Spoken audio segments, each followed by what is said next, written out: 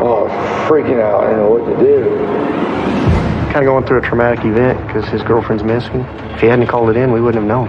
I'm thinking either some maniac's gotten her. This guy said, if he is not taking care of you good, I'll take you home. Okay. So you're saying she left with someone? It was the guy who she was talking to. If there is any possibility of her surviving, it's dwindling. If you're lying to me, I need to find out exactly what you're lying to me about. You're the last person that's seen her alive. Hands down. They're not going to be able to get a conviction without the confession.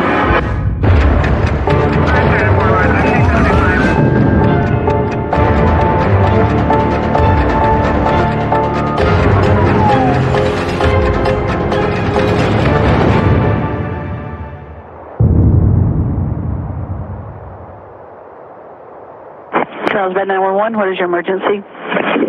Yes, my girlfriend left last night and she hasn't made it back to the hotel. What is your name?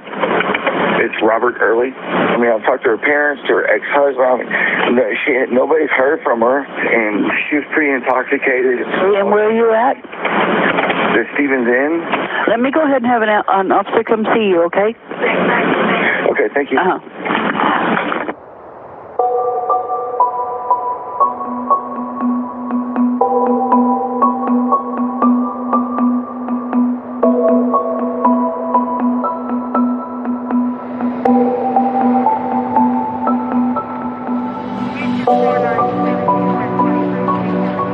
I can tell you this, it's everything as far as the outcome of this case. I mean, it affected all of us. I'm the one that got the initial missing person report. I briefed our detectives and investigators. He tells us Robert Early's living down here right now. He's working in the oil field, and his girlfriend's from Dallas. She's a school teacher. She came down to visit him for the weekend. Emily and Robert, they grew up in the same small little area. She did not know him in high school, but they went to the same high school. He was older than her, so they were a couple of years apart. When Emily first met Robert, she had added him on Facebook. They had mutual friends in common, and she thought he was somebody else. And they went to a bonfire party, and they met, and there was an instant attraction. Emily is one of the most dynamic people you will ever meet. She's girly, but she can do the guy stuff. She can do the sports. She can do your makeup. Emily is a little bit of everything. Emily called me on Saturday from Carlsbad. She sounded really happy, like she was having a nice time. On Sunday morning, when we got out of church, I had a text from Robert, and it just said, "This is Robert, call me." And so I immediately called him, and he said, "Emily's missing." And I said to Steve, "Let's just go out there and see," because we were so worried, we didn't know what was going on. Emily has 2 daughters. They were here for that weekend. So we all drove to Carlsbad. 8-hour drive.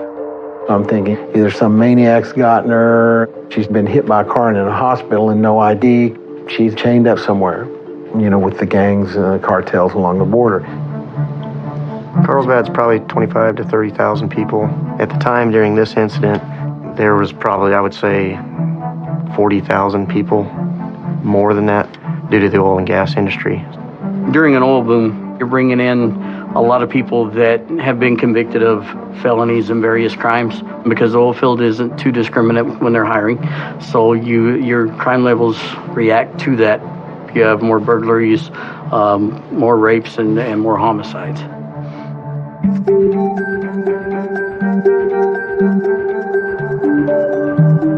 As soon as we were done with the briefing part of it, myself, Sergeant Rennie, and Sergeant Naylor drove over to the Stevens Inn. Initially went to the office and get them to start pulling surveillance. And then we went over to room 402, which is where Robert Early was staying. Emily's clothing was in the room. Her cell phone was in the room. Her vehicle was there. Her purse was in the vehicle. We spoke with Robert Early briefly, and he was very cooperative. We asked him if he'd come down to the station with us and talk to us so we could get more details, and he agreed. I met with Emily's parents. They came to the police department with Emily's 2 daughters. I got to know Emily on a more personal level. She came from a home that you could tell there's a whole lot of love, a whole lot of communication between them all. And since she hadn't called, they were really nervous.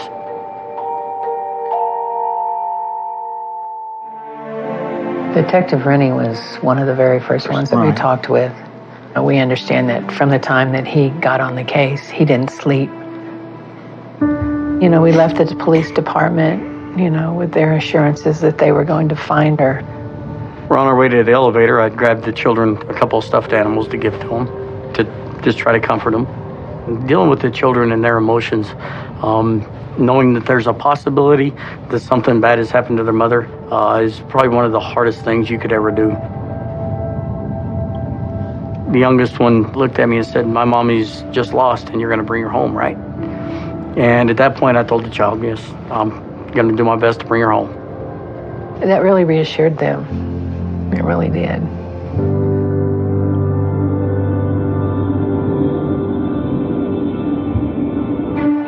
Robert Early came back to the station. There was nothing pointing at him. They're just getting his statement. And through his statement, we might be able to find something in there that could help us lead to where she's at.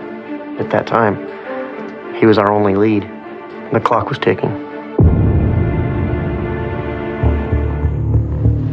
In a non-custodial interview, they're not under arrest. They are free to go at any time. He's facing the door. Nothing's blocking the door. That way he knows, and he's told, man, if you decide to get up and leave, nobody's going to stop you. I met her in November, and we've pretty much been inseparable since.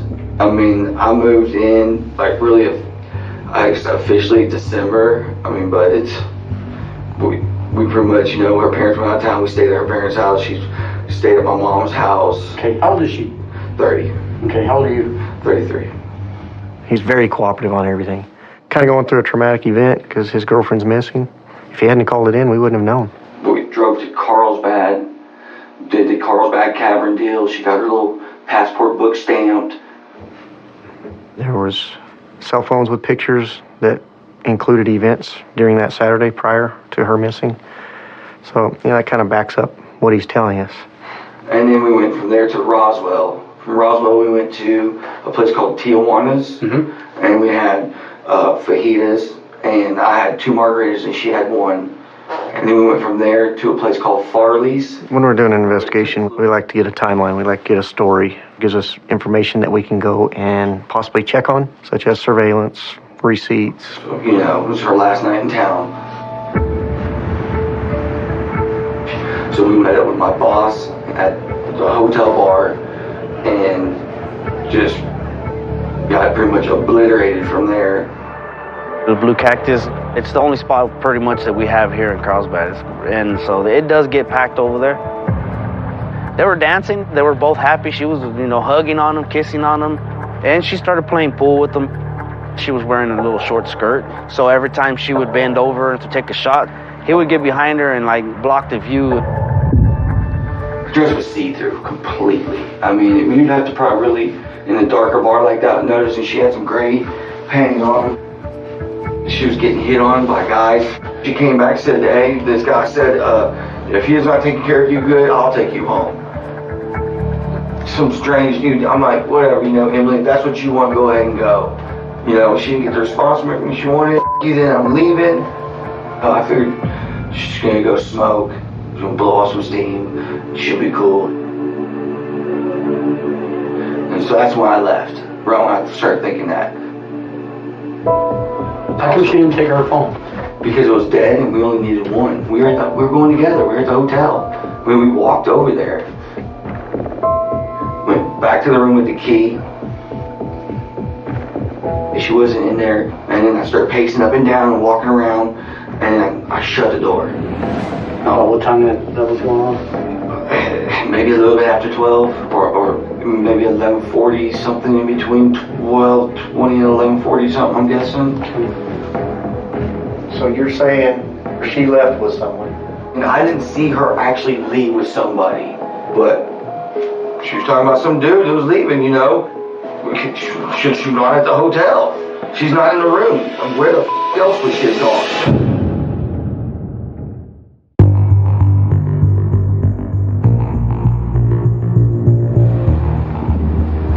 She's friendly. She makes friends everywhere she goes. Robert Early's living down here right now. He's working in the oil field, and his girlfriend's from Dallas. She's a school teacher. She came down to visit him for the weekend. Robert Early, they had went to the bar with his girlfriend, and they got into an argument, and Emily had left. Robert called 911 to report her missing. All the detectives are called out, and we work it as a team. We were looking for evidence and interviewing witnesses, surveillance, different businesses around that area to see if they caught anything. It's all hands on deck, just driving as far and as fast as they could to get everything done. When Emily was missing, the first thing I did was create a Facebook page. Finding Emily is what it is. We called businesses in Carlsbad. Hey, can you print off this picture? It's got this missing detailed information. Can you put it up in your window? Because if you get the word out, you get her picture out, more people know about it. What if she'd fallen and hit her head and she was stumbling through the desert somewhere? I mean, you don't know. Carlsbad police have been working around the clock to locate the missing woman and bring her home safely. Friends and family say she'd never been out of touch with her 2 young daughters for this long. The various news media here had gotten lit up about the situation. And we thought, well, if we got it on the news that somebody might have seen something and go, oh, I saw her.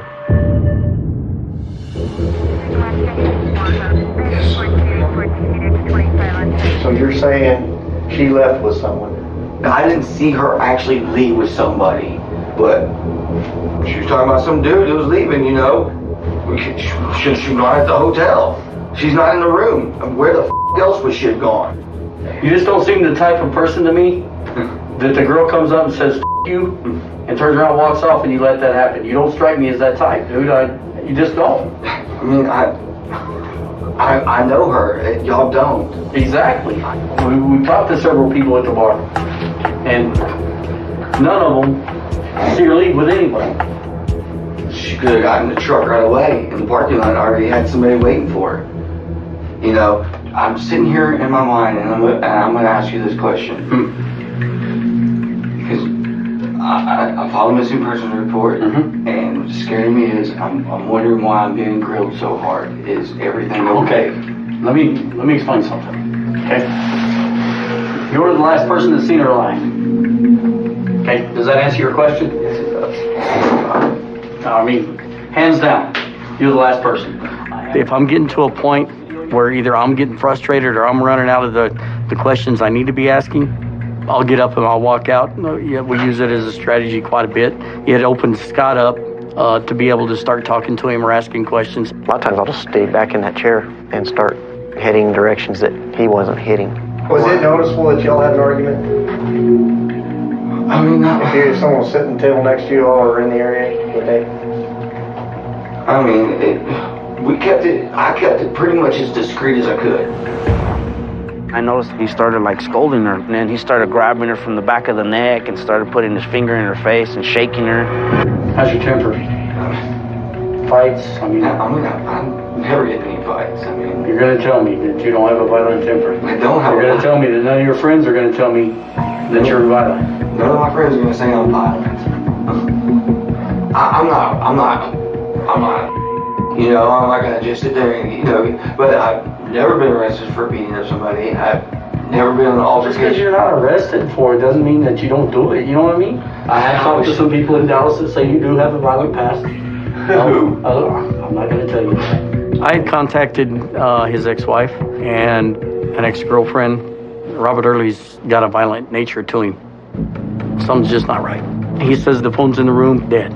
According to Emily's parents, she never left her phone anywhere. This guy has rehearsed this story. A normal person, when they're telling you a story, they don't have exact times, the exact amount of drinks that they had, where they were at that exact moment, what they were talking about. They don't remember those kind of things right off the bat. That made him suspect. What's your gut telling you right now?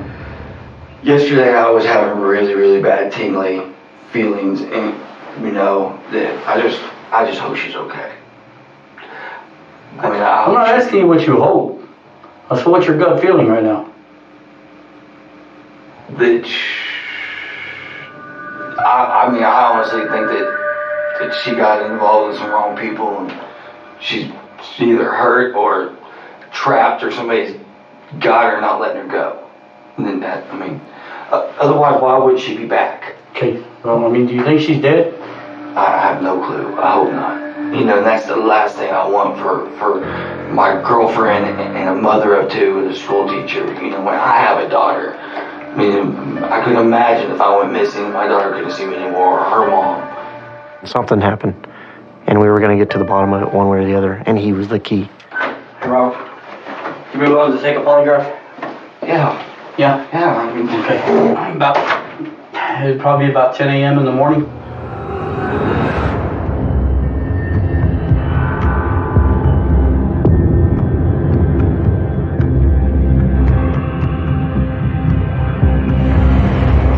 nerves are shot. You know why you're here today? Because my girlfriend's missing.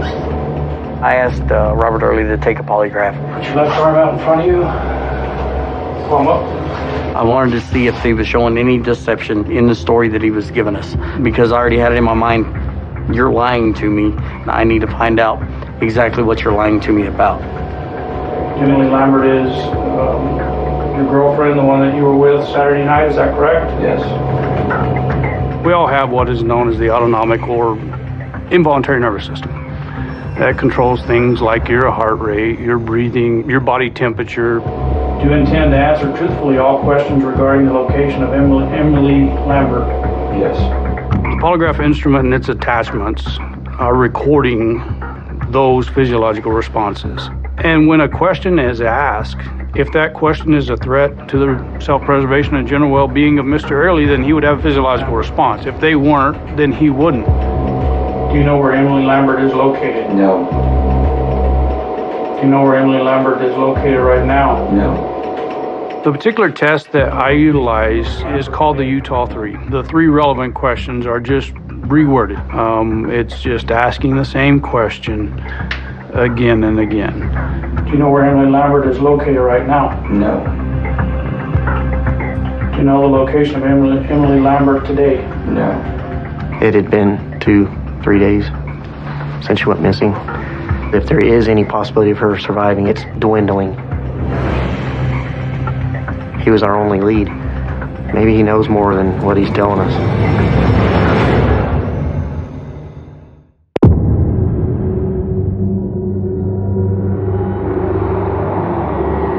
Do you know where Emily Lambert is located right now? No. I had my doubts. My thoughts were definitely that he's involved some way or another. Him agreeing to do a polygraph, we feared this would be the best tool to give us a direction. You didn't pass. How? It was asked 3 separate ways, and you didn't do well on any of the tests anytime I asked you. I want to take it again then. He had the same reaction that everyone else does that fails a polygraph. Well, I want another one. That one couldn't be right.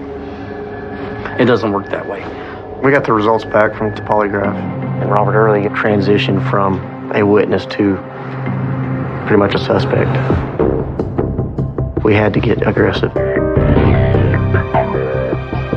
What's on your mind right now, Rob? I'm just waiting to see what you say. I mean, you said you're going to show me. I'm not going to show you anything. I can tell you, dude, the hardest thing I've ever had to do is look 2 little girls in the eye that says, my mama's lost. Are you going to bring her home?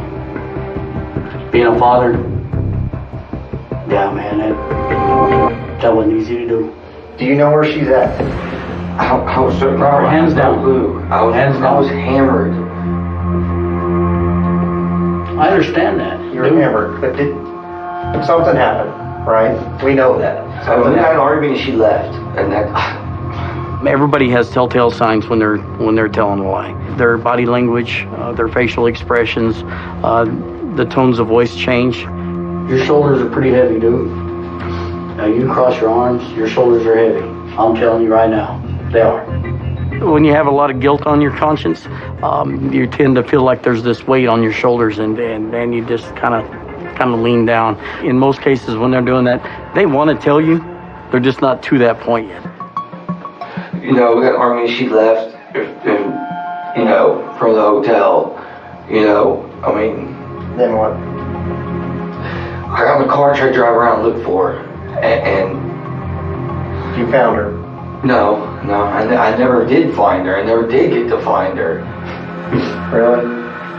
We get lied to and they minimize. So that's where persistence and aggressiveness comes in. And the story changed. I know she went in a vehicle. What was the vehicle? It was a thing. It had monster tires with Rockstar wheels on it, white, extended cab truck, and she was. I mean, it was the guy who she was talking to. Who she was talking to. He's starting to get really nervous at that point. He was pretty close to being able to tell us the truth. You know more than you're saying, because you just gave us more information. Whether it's true or not, I kind of think it's half-ass bullshit, okay? I'm not trying to be an ass to you, but we're dealing with life here, buddy. We're dealing with someone's life. I know. We're not here to hammer on you. We're here to get the truth so we can possibly do something to help her. This isn't our first time to deal with this. And you deal with one of two kinds of people. One, an accident happened, or two, you deal with a monster. I'm not a monster. Huh? I said, I'm not a monster. You're not a monster. No. Convince me of that right now, because, dude, you coming forward with that right there and saying that, and you've been hiding it for 2 days, I have a problem with it. When you give a person a choice, then it puts it all back on them, and they want to believe that, hey, they're not a monster, that, you know, this bad things happened, and I'm sorry. So in giving them those choices, you give them an out. And that out is, you're going to tell me the truth. It's just going to be in a roundabout way. I've been dreading this all the time. I thought he'd bring her back or took her to the hospital or something happened. I wasn't sticking around. Dude was big. I mean. Okay, start back when you were in the bar. Dude pulls up. Emily gets in his ride. I just pulled out and went the way that I seen them pull out of the Stevens. Which way did you go? South? When you went out? I don't know the direction. Canal towards Walmart. Okay. Towards Walmart south. He pulls up into some sort of looking like housing little area or something, like a house or something. And by the time I get out, Emily barely had any clothes on, you know, and I pull up. We start, you know, beefing, and he comes running at me with a pipe, and she jumps in front. Bah! Where did he hit her? Right in the head. I mean, and I was like, good. You know, and he comes at me. I just got in the car and just burned out, you know. Okay, when he told us that story, yeah, we're getting closer. But he's still full of crap. Now he's putting himself around what happened, but he's still minimizing his involvement. I waited it out because I didn't know what else to do. I've never been in this situation. I've seen movies and all the 48s and stuff. I mean, I'm guilt by association. The only part that was believable was the fact of where the house was. Show me where the house is. Is it a crew cab? Was she bleeding? It looked like there was blood. Our focus at that point was, if he knows where the house is, show us the house, because we believe that something happened at the house and we're going to find her. It's a pretty quiet drive. And Robert Early in the back. Anticipation. There's still that hope. You know, there's always that hope. You know, they're still alive.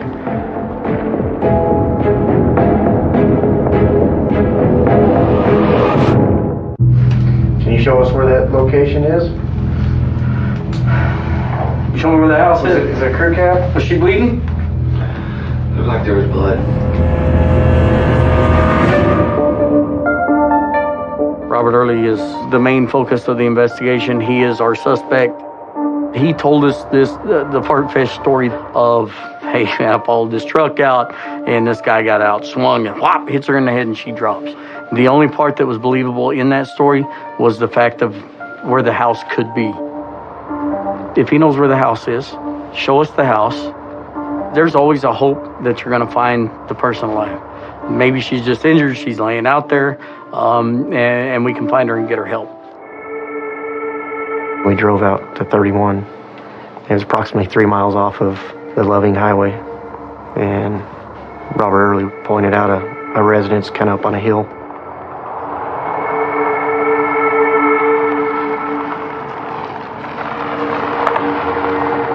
pull up to it, and there's 2 pilasters. This property was old. The house appeared to be been there a long time.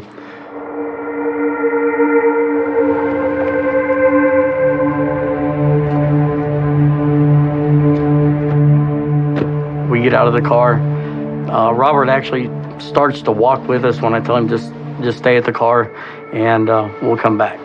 We're kind of looking around and we notice these 2 drag marks in the road going back behind the house. And Lieutenant Blackman started following those tracks. I continue to walk down the road and it kind of just wraps around an old tin building. As I walk around that building and I look up, towards the north there, I can see an obvious body. It's a pretty bad scene, a lot of blood, especially around the head area. Tattoos matched. It was a lifeless body, and it was Emily. It wasn't good to see. The first thing that came to my mind was her children and her parents, and how I was going to break that news to them. It was Tuesday late in the afternoon, and they called us to tell us that they had found Emily and that she was not alive. Don and I just hugged each other and said, well, that's it, we're alone now.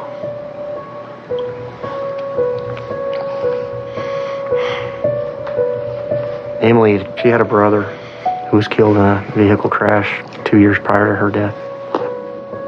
They've lost both their children.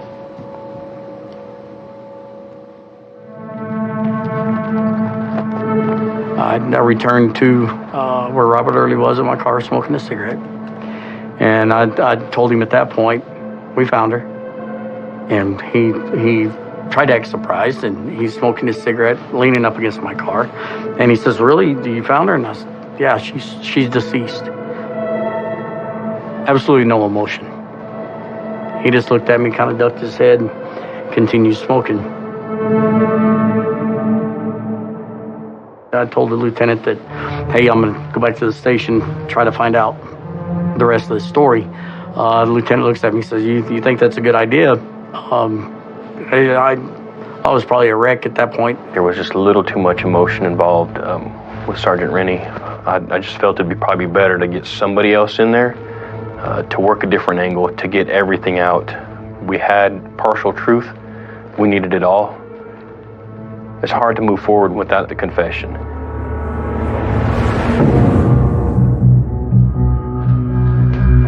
All right, man.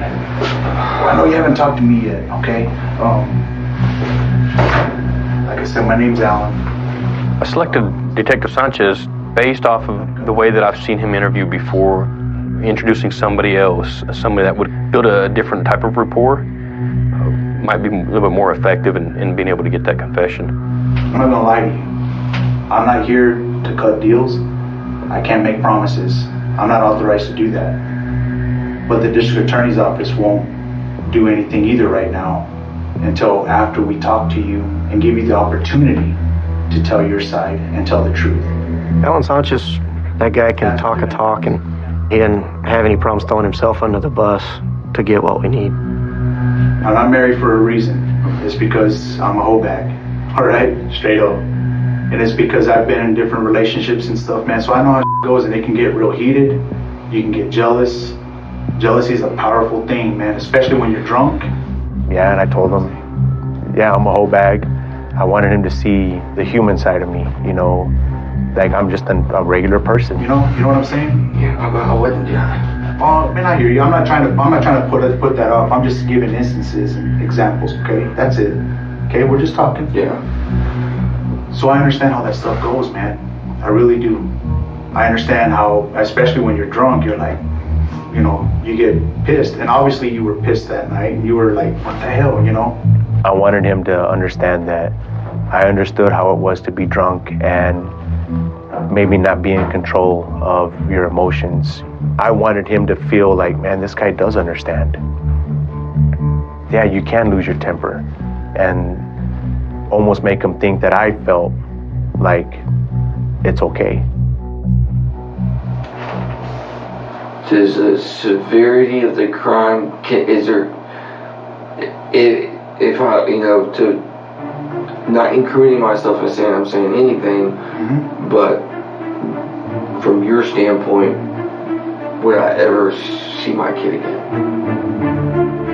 His voice, it was like shaky. You could just hear it. I remember being able to see his heartbeat in his neck, in his vein. So you gotta understand something, Robert. And I also want a cigarette. Oh man, I've got you hooked up with cigarettes, yeah. So I smoke too, so we'll go smoke a cigarette. I'm tired of it, dude. God, I have it on my chest. Let's go burn one. Come back in there and you'll tell me everything. Then I can remember. There was a recorder that I had put inside my pocket just in case we went outside. Emily she's so headstrong and she's bigger than any other girl I've been with and a lot stronger. And she, after she was in the car and I did all that stuff and I'll retell you it all and come back in here, but I was nervous. If he confessed to me outside and it wasn't recorded, I wasn't gonna be able to use it. So as I'm going down the stairs behind him, I'm reaching in my pocket and I'm looking for the button to push to turn it on. But I wasn't sure. I wasn't sure if it was recording or not, so I was actually very nervous. And since we have limited evidence, they're not gonna be able to get a conviction without the confession. I didn't want to mess that up. I was nervous about messing the case up. If he confessed to me outside and it wasn't recorded, I wasn't gonna be able to use it. We're outside having a smoke, and that's when he started to talk to me about what happened. I kicked her with my steel toe. You said you kicked her? I kicked her with the steel toe. Which I was, she was out, and I was like, freaking out. I didn't know what to do. I wasn't sure if I had the recorder on or not. I was actually already thinking, how am I going to get him to tell me everything all over again? And I was stressed out because just in case the recording wasn't going, I needed to take him back inside and recap it in front of the camera. Let's start from the beginning, man. And no bullshit, no nothing, okay? No bullshit, no nothing. It's going to be kind of hard to go, okay, so when you said you kicked her square in the face, can you, go through that with me one more time? You can't do that. You're leading them. And everything that is said after that is not admissible in court. I didn't want to mess up any chance of Emily getting any kind of, justice, and it'd be my fault. We were arguing a little bit, but it wasn't nothing big. It really wasn't nothing big. What was the argument about, man? She said that, some dude said that if I didn't treat her right, he'd take her home. And I was like, whatever, whatever.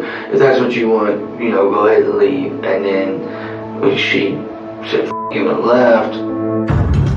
She went to the room. A short time later, he ended up going to the room. She was like, I'm getting my and I'm leaving. We're done, it's over, I'm leaving you, this and that. And I was like, really? And then she was wanting to drive. That's what started the whole altercation in the room. She wanted to drink and drive all the way back to Fort Worth. I said, no, you're not leaving. She started going crazy with me, and we started, pushing around, and that's when she grabbed my arm and bit the hell out of me. And it swept me back, and I put my head against the wall. And that's when I got up and hit her. And then I kicked her. A couple times I just lost it. Where did you kick her the first time? I think in the mouth. Okay. But I hit her on the side and kicked her in the mouth. She was still okay. She got up. And I was like, what? I was pretty shocked. I was able to get her down, and she was pretty crazy. I was tripping out. I didn't know what was going on, and then I kicked her again there. Where'd you kick her that time? I think in the face. Okay. Pretty much all headshots. Okay. He didn't show really any emotion. Not once did he cry. He talks about what he did to her like nothing. That's when I started thinking I'm dealing with somebody that may not feel remorse. She was just laying there like breathing down like a weird breath, and I just like she was knocked out. Yeah, and I didn't know what to do, and so I was like, oh my God, I'm blind, oh my God. And I just put her in the car and drove out there.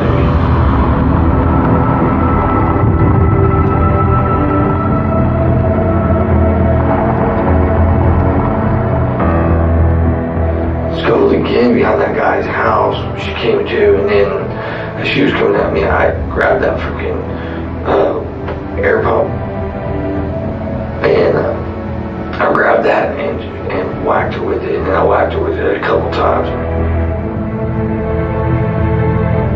How did you drag her back there, brother?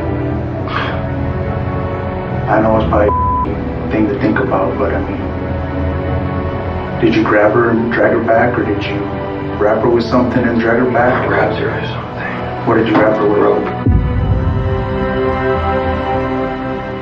A rope?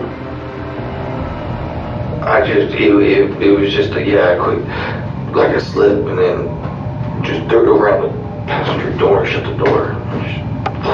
Tied a rope around her neck, put the rope and jammed it in the door jamb of the car, and drug her body behind the car.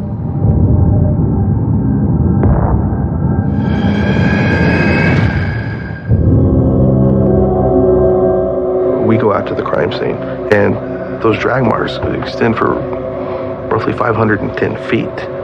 That distance, it's longer than a football field and a half. And then you find Emily.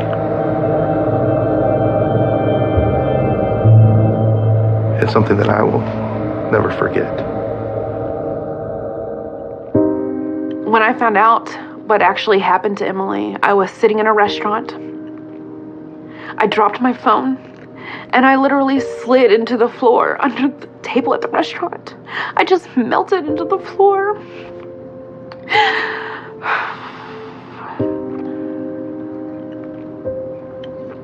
Nobody wants their best friend to die. Nobody wants their best friend to die the way she did. The manner of death was blunt force trauma to the head. They determined that after dragging her with the rope that she was still alive because the injuries sustained while she was being drugged by the vehicle, she was bleeding at that point, so the heart was still pumping. And then he hits her in the back of the head with the pump till she's deceased. When we saw her body, I just remember just thinking, man, this guy, like, who does this to somebody else? I mean, he basically tortured her. You know, is what it amounts to. In the case of Emily Lambert, our office sought life without parole for the first time since the death penalty was repealed. We had to prove that when he took her out to that location and she was still alive, that she was being taken against her will, and the kidnapping was committed with the intent to kill. The hardest part for me during the trial was to find Robert pocketed his phone, and I guess it made a call to Emily's phone and recorded, I guess, what were her last words. Never again get away from me. It was hard. It was really hard. Never again get away from me.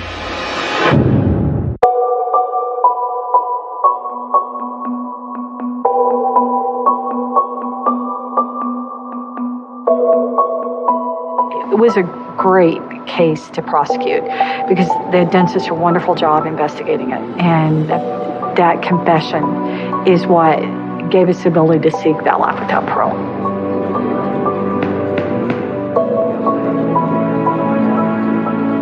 I really had a hard time interviewing him and doing the case. I'm glad he's going to be locked up forever. Yeah. The detectives worked so hard to, not only get the confession, find her, because You know, it could have gone on and her body not be recovered and us never to know what happened. When we finally wrapped everything up, it's a feeling of relief, but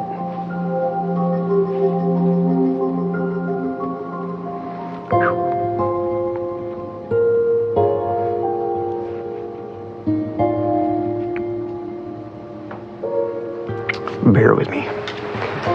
Tough deal.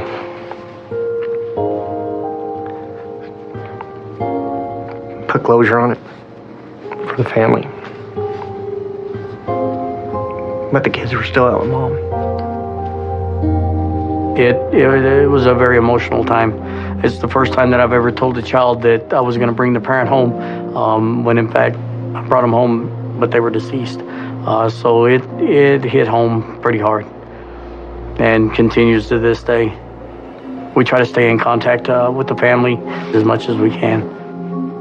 After the trial, they came for a trip here to Carlsbad, and we planned a luncheon, and Emily's favorite color was green.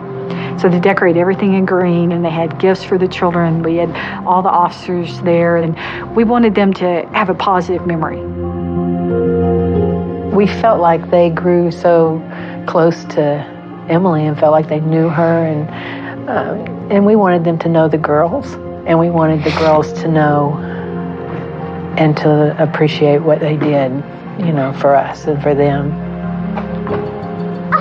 Emily's family had bracelets made, and they gave all of us one, and it says, remembering Emily Lambert, Lucky 23.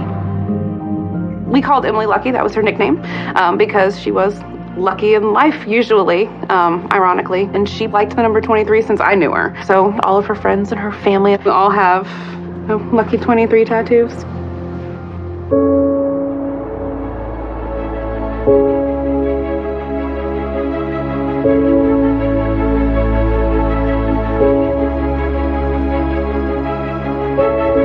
You're my good luck charm because you're my mommy's best and mommy's grandma. No. Mommy's mom. You're great grandma. Eden and Danica, both of them are just spunky little rays of sunshine, just like their mother. Both girls know that their mom plays softball and loves softball. And Danica had her first softball game today. Emily's youngest daughter. She's her youngest. She got a hit her first time at bat, and the bases were loaded, so she got an RBI. We're hoping that she stays with it, because Em would have been pleased.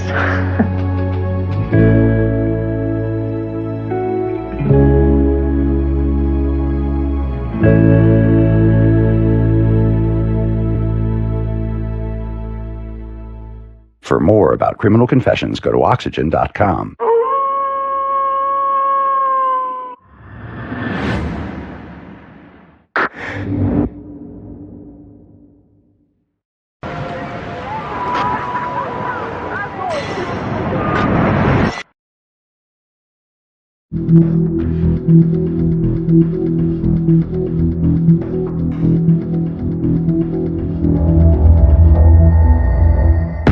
There was no trace of her anywhere. Most people don't go missing without being reported. She just vanished. It never sat right. She left December 22nd, I think, of 04. I think it was the happiest day of my life. That's going to come back and that's going to haunt you. They had lived in a threesome relationship. You could be culpable. Culpable isn't part of it? But you're lying. No, I'm not. You may think AF got away with this, but you might not. Then we saw something that was real shocking. There's no good reason why there was a hole in the kitchen floor. When the cadaver dog immediately hit on it. It was devastating. I know you know more than what you've given us. Get to this. You're crazy. Boom. You just confessed to murder.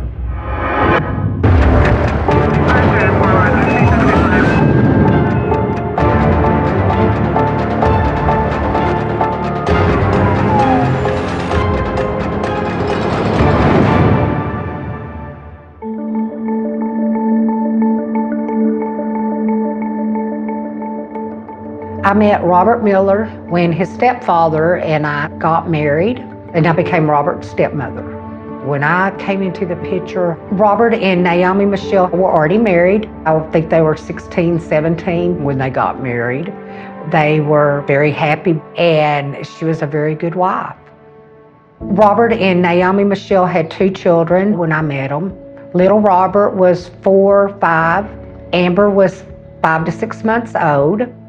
She was a very devoted mother. Every place she went, those kids went.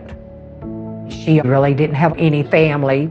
Her grandmother had died that had always raised her. So we did a lot of things together, and we became her family.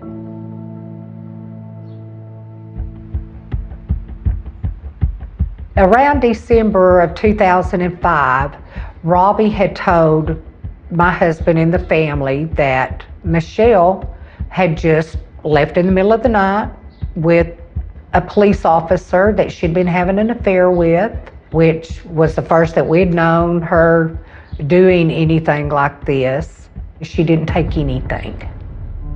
Over the years, I had even asked little Robert and Amber, have you heard from your mom? No, nobody's heard from her. They thought that she just walked out of their life and that was the end of her. I felt sad, especially for those kids. It just didn't sit right. But now Robert was left to raise those kids.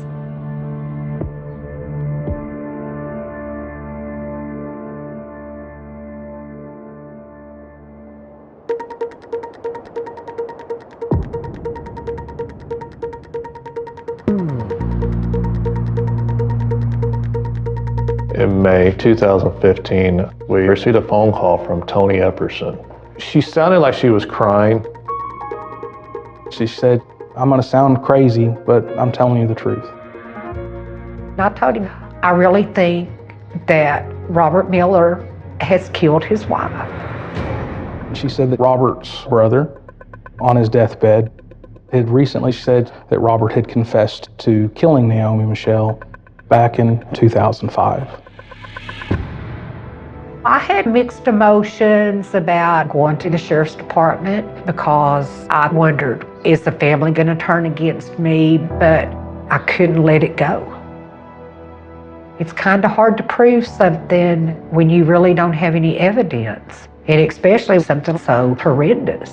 But if you believe it in your heart and you feel like that, you need to do something about it.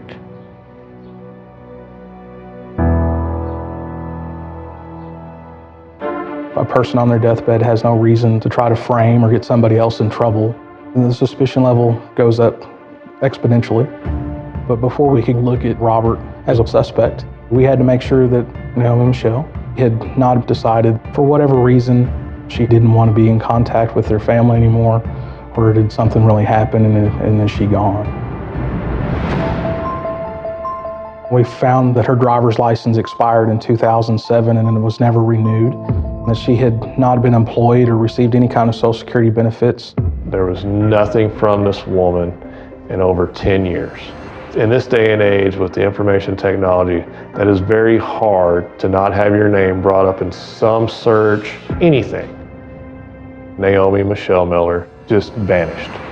This definitely became a case of foul play rather than just a missing person. What I found really odd about this was I've known Robert Miller through previous incidents in law enforcement, but I knew him to be married to a different woman named LaDonna Miller. I have never heard of Naomi Michelle Miller. Talking to Miss Epperson, we learned that Robert and Naomi, through their marriage, they had started practicing being swingers.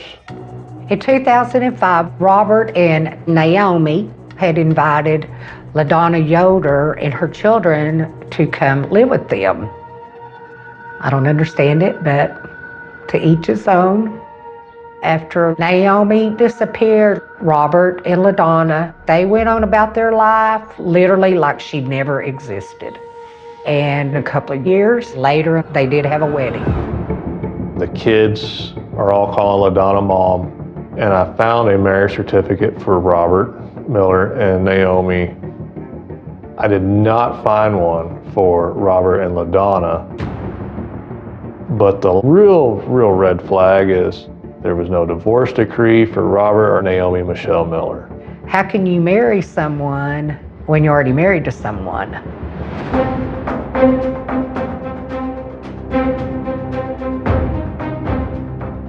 On May 14th, 2015, I was contacted in regards to a Naomi Michelle Miller. As a ranger, I have access to resources that the sheriff's office just does not have. Plus, I'm an experienced investigator and I've worked a lot of crimes. And so, two heads are always better than one is what I'm trying to say. What you usually do in a criminal investigation is you go back to the last known location where your missing person lived. We drive out to the address on Glass Road where Naomi Michelle Miller lived with her husband, Robert, LaDonna, and then 4 children between the 2 relationships. But the family moved shortly after her disappearance. And there's new residents who had been living in the house for several years. We don't know what we're looking for when we get there. We don't know any specifics. We don't have a weapon. We don't know if there's going to be blood spattered on the walls. During the initial walkthrough, we were going through the house. This is the only room that's actually been remodeled. And the owner took us into her kitchen and showed us a hole that had been cut in the kitchen floor. It was approximately 2 foot by 2 foot. There was nothing there? It was just a hole. My husband is an engineer, and he was like, there's no reason for that hole to be right there. The owner said that she thought that the house smelled for approximately 2 years after moving in. Really, it smelled that bad? Yeah, it smelled really bad. So we just kind of thought maybe it was just a bad animal. Because every time you go in there or in the back bedroom, it's just stunk. It raised some big flags of why there's a hole cut in the floor. Why did the house have the odor of decomposition? And so we summoned the use of a cadaver dog to help us with the search. Cadaver dogs only train for human scent, and they can pass over a dead animal. It doesn't even register. This particular dog, Spirit, had been used at the 9/11 event, and we felt like he had a good reputation for finding human remains. The dog keyed on the outside access hole that was directly underneath the kitchen window. It was directly across from the hole that was cut in the kitchen floor. And as soon as we brought the dog in the residence, let it off the leash and ran straight into the kitchen and then started keying where the hole was cut in the kitchen floor. We felt that there was a good likelihood we were going to find more evidence or even a body underneath the residence. It smells under there. Without a body, it's a he said, she said. Well, it's got to be a grave. It's got to be. Yeah. We needed to locate Naomi. This is the lady, I believe. She's been hemorrhaging information about this. We're about tired of this half-ass bullshit. I want the story. God, I don't know about that!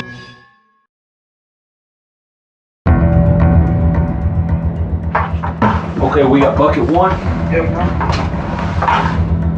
Naomi Michelle Miller had been missing for 10 years. During the search at the residence where Robert LaDonna and Naomi Michelle Miller had lived, the cadaver dog alerted to human decomposition just outside the kitchen window, and also just a few feet away, a hole cut in the kitchen floor. Dirt had been disturbed and was soft and was relatively easy to remove. It smells under there. You can see the long oval depression in the ground. It was probably close to 2 foot deep. Perhaps Naomi Miller had been buried right at that location. Well, it's got to be a grave. It's got to be. Yeah, it's got to be. However, we did not find a body. We were disappointed, but because the cadaver dog hit on human decomposition. In our heart of hearts, we all knew that a body had been there. Although I couldn't fathom what had happened to it or why it had been moved. If you start putting it all together, we believe that Naomi Michelle Miller met foul play. And now we've got to find her. And that's even harder to find a deceased person. Where is she resting? And let's try to get some justice for her. Sergeant 5S called me and told me that the cadaver dog hit under the house on Glass Road where they had lived. And I prayed a lot that if it was her, that they would find her body so she could be put to rest. We forwarded soil samples to the Texas Department of Public Safety's crime lab to perform a test to try to locate human DNA or human blood, and the results were negative. However, the technician advised that it would not be unlikely that the time frame that in which it had been sitting in the soil, that it would no longer be testable. I really wasn't disappointed. I was just like, hey, what's next? With the deathbed confession from Robert's brother that Robert had told him that he had killed Naomi Michelle Miller, an unusual hole in the kitchen floor that the cadaver dog hit on, and the really foul odor at the residence on Glass Road for Robert Miller. It was elevated to our #1 suspect. We didn't want to talk to Robert until we got the evidence to prove or disprove that Naomi Michelle had been murdered. We didn't have enough information at that time just to try to leverage the truth from him. And then, by luck, we got our chance. Sergeant Five-Ash informed me the warrant had come in for Robert Lamar Miller for a Class B theft. Well, really, that's a pretty routine arrest. What's the best way to leverage this warrant to maybe get a break in the case?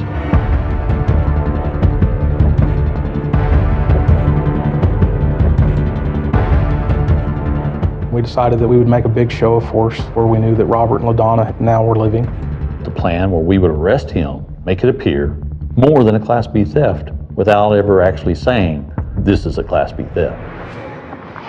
Hey Robert, how are you doing, sir? Oh, pretty good, sir. Billy Five-Ash, Montgomery County Sheriff's Office. It's been a while. Well, the reason why we're here today is we got a warrant for your arrest. It's an old thing. Man, I thought that was already taken care of. Yeah. All this over a misdemeanor? Well, it's just a piddly deal, but we'll come down there and talk to you here in just a minute about it, all right? Can I call my wife inside and let her come out here? I mean, yeah, well, I'll come talk to her. We immediately wanted to separate the parties, try to get him arrested and get him out of there, and then try to have LaDonna come down to the sheriff's office and do a consensual interview with us. The spouse of a murder suspect is always a great source of information. Who knows more about you than your spouse? And then we could take that information and sit down across from Robert and confront him with facts or information that he's never had to answer for before. This is the best chance we're going to have to get to the truth about what happened to Naomi. We don't want her to know why he's really going to jail. Hello, I'm Sergeant Five-Ash, Montgomery County Sheriff's Office. How are you doing? We're good. What can we do for you? Well, we got Robert under arrest. Are you able to come up to the County Sheriff's Office and come meet with us? Yeah.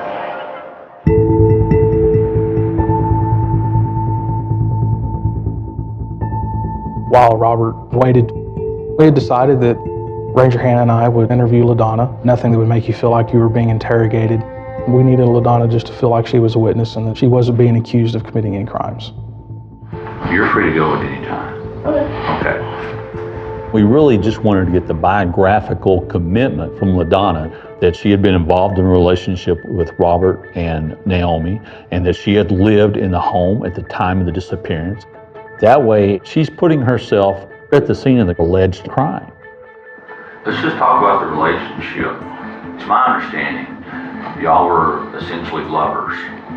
We had all been together, yes. Right. LaDonna tells us that on December 3rd, 2005, there was a verbal dispute between Naomi, Michelle, and Robert. I wound up staying in the living room because it had gotten pretty bad. Yeah. And I'd fallen asleep, and when I woke up, she was gone. I was telling her, she said that she was tired of his BS and that she wanted to be treated like a queen. She doesn't move her stuff out. She doesn't contact the kids. It's just, and she's gone. Yeah. We, as investigators, believe that Miss Miller is dead. Did Robert ever tell you he did anything to her? No. I felt that she was likely somehow involved and could bear some responsibility. To what degree, I didn't know.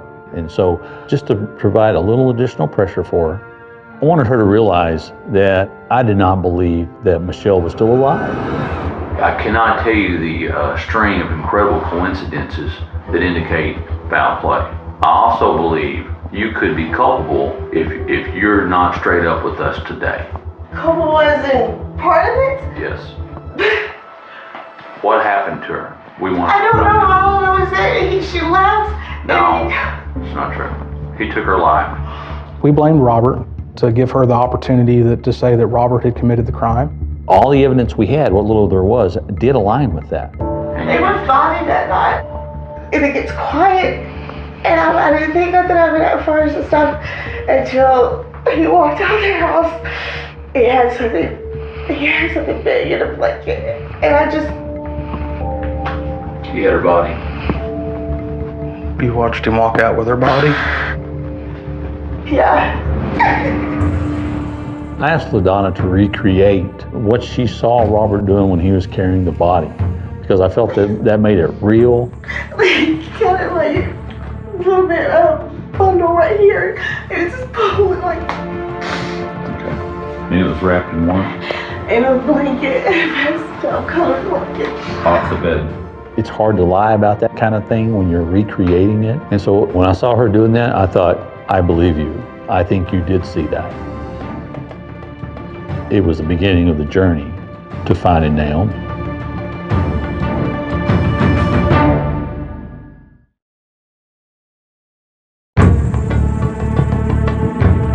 I asked LaDonna to recreate what she saw Robert doing when he was carrying the body, because I felt that made it real. Kind of like a little bit of bundle right here.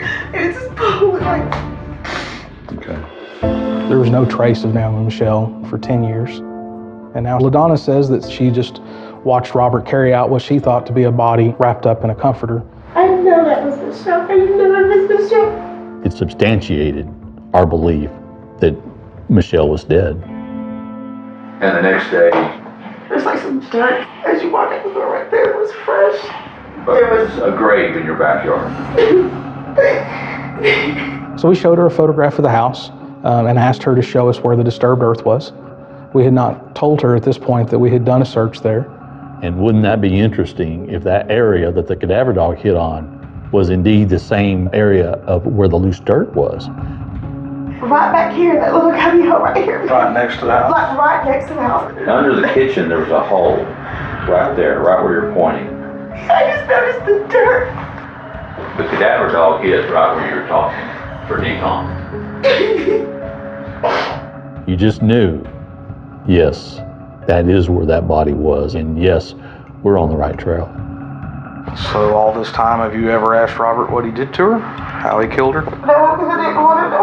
Because I didn't want to think about it. Every time I go to bed, I sit there and I think, oh my God. Oh my God. For us, it was unbelievable that Robert had committed this murder and they had never spoke of it. So I had no doubt that she knew where the body was. I didn't know how she knew it, but I knew that she knew it. Where's her body? Did he tell you he moved her body from the house? No, he did not. Because it was a consensual interview, we didn't want to push her too far. We wanted her to believe that we were on her side, so we wanted to keep the door open where she would still be willing to work with us. But I also wanted her to leave with the impression that she has some accountability in this investigation. We've asked you to be 100% open and honest today. I hope you have been. If we call you and all of a sudden you don't want to talk to us, to me, you've moved from being a witness, now you're going to be a target. I understand. Okay.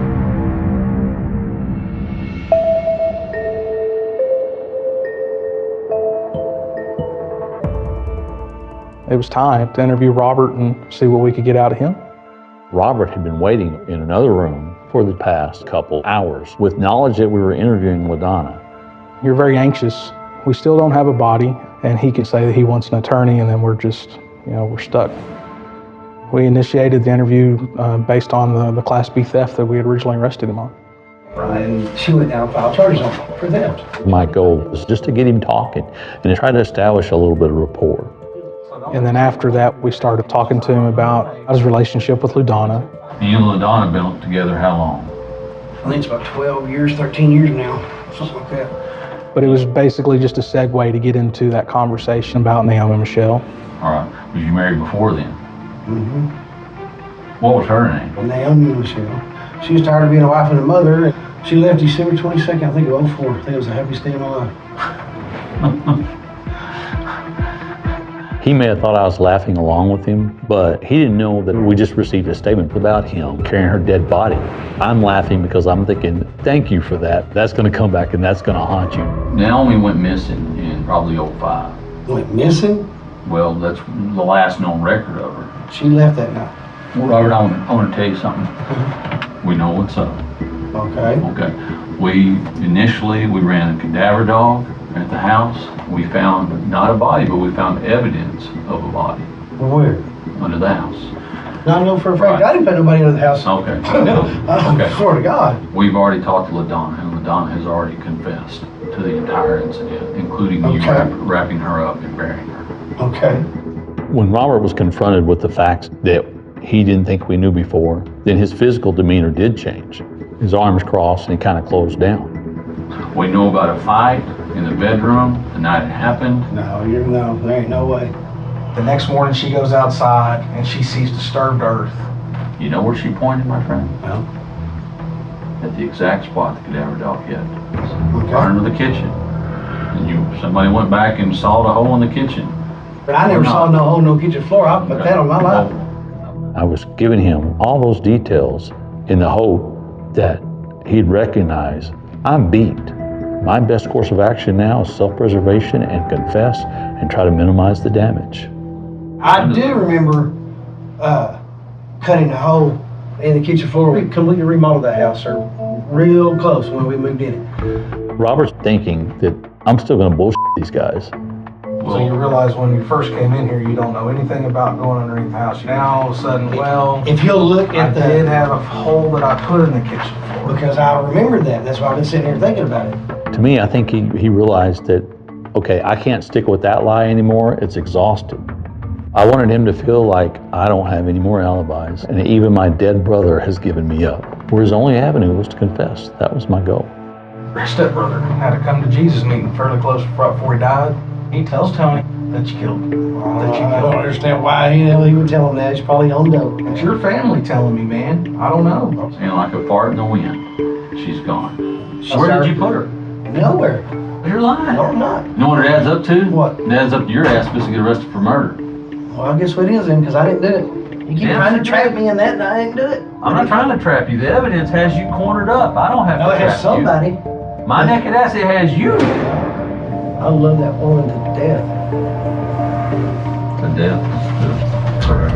We've been in there with Robert probably going on almost 5 hours. And so we were running out of options. We didn't know if we'd ever get the chance to talk to Robert again.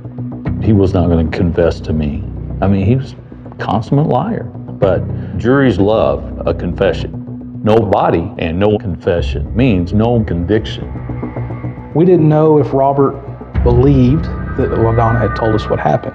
We needed to try a different tactic, so we knew that if we brought LaDonna in the room and he could hear it from her, straight from her mouth, that maybe that would spur him to at least come clean with part of the truth. It was a little bit risky. I didn't know if it was going to go great. I didn't know if he was going to jump across the table and attack her. We didn't know what to expect. All I knew is it's the last chance we have to get something from Robert today. This is the lady I believe.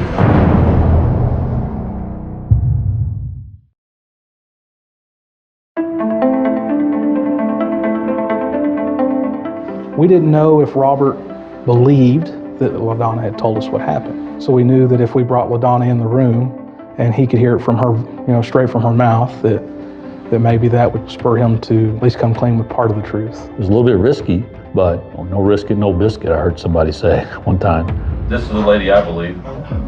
Honey, why would you say I carried a body out, baby? What are you talking Carry about? something out in a blanket. The blanket that she always wore. I didn't carry Michelle in a body. She saw you carry the body you out. went out the I back never door. carried a body out, no. He's immediately trying to tell her what she saw and what she didn't see. LaDonna, think about it very carefully. I am thinking about it. I see that every time. I see that in my... Really? There was fresh dirt by the back door underneath that window. Did you ever see Michelle? Calm after down, that? baby. No. LaDonna, calm down. But I remember ending it pretty abruptly when I thought we've got a chance where he's going to influence her away from the truth. Baby, calm down, please, and talk normal.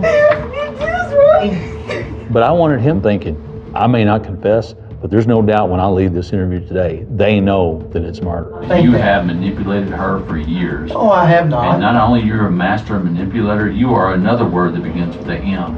What? Murderer.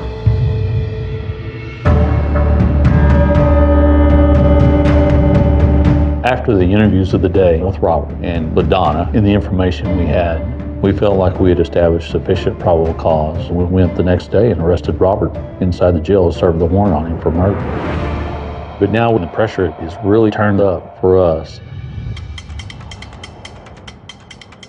without a body, you have a very circumstantial case. We needed to locate Naomi. With the amount of information that LaDonna had given us the day before, I felt confident that she had more information to give. LaDonna was our best chance to find Michelle.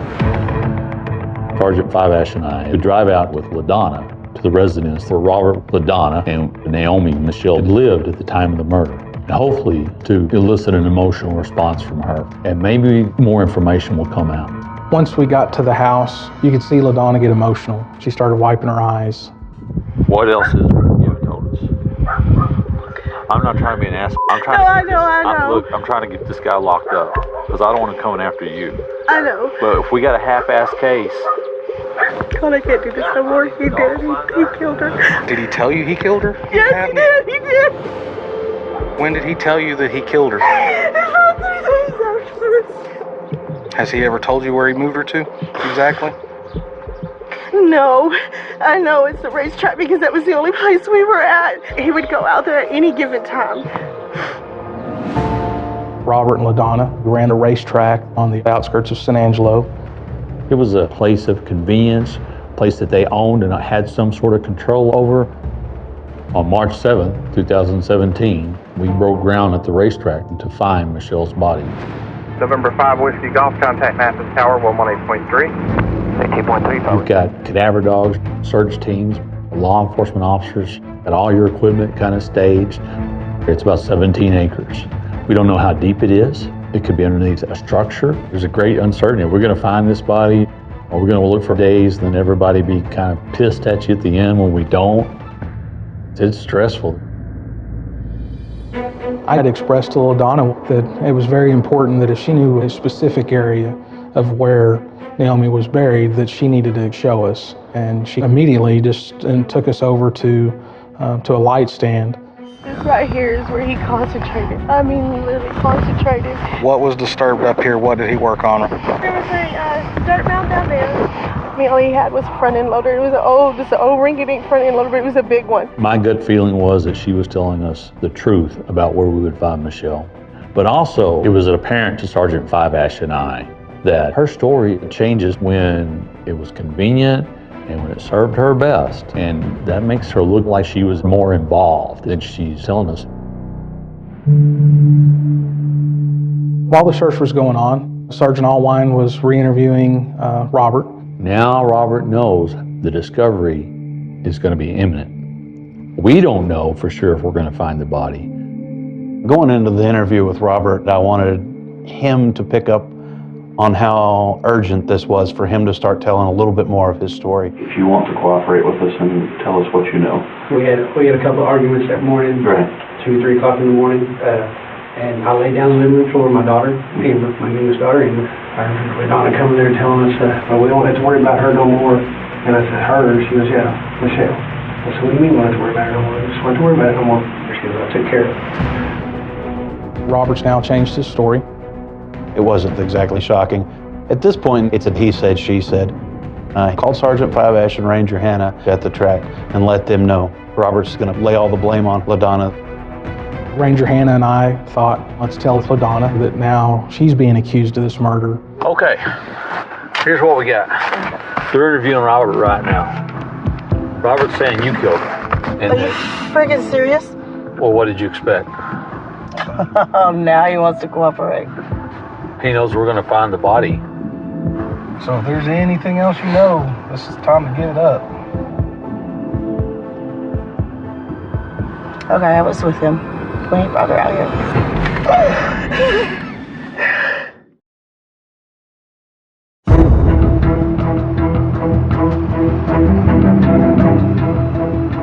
Robert's saying you killed her. And Are you freaking serious? So if there's anything else you know, this is the time to give it up. Okay, I was with him when he brought her out here. I wouldn't pick her up, I wouldn't touch her, but I did ride out here. So about where the guy is with the shovel? Yeah. Pulls the truck up, pushes her off. Then he takes the maintainer and he goes back and he covers her up.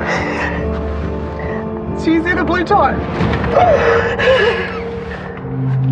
I knew the tarp would not deteriorate. And so obviously, while we were digging, that was going to be our cue that we had found the body. With this new information, we can move her more into the mode of a suspect more than a witness. She admits she played a role in the murder as far as getting rid of the body and withholding the information for all these years. And so at the very least, she's tampered with evidence.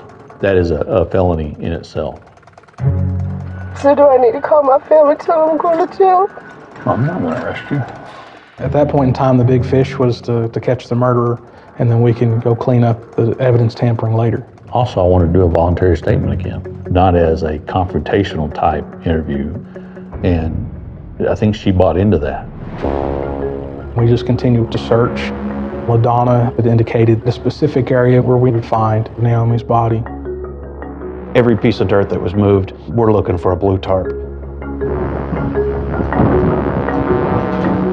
And then on one of those skims of the dirt, a little piece of the blue tarp was discovered.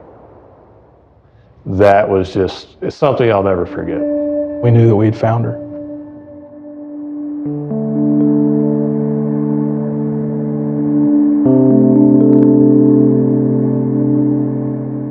We all just stop. There's no celebration. Time slows down around you.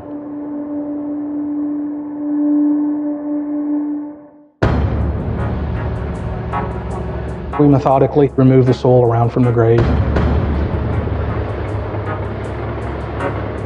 We had finally got to a point that we could open up the tarp. We saw something that was real shocking. She had duct tape around her ankles, around her wrists, and she had duct tape that extended from about her eyes down to below her chin.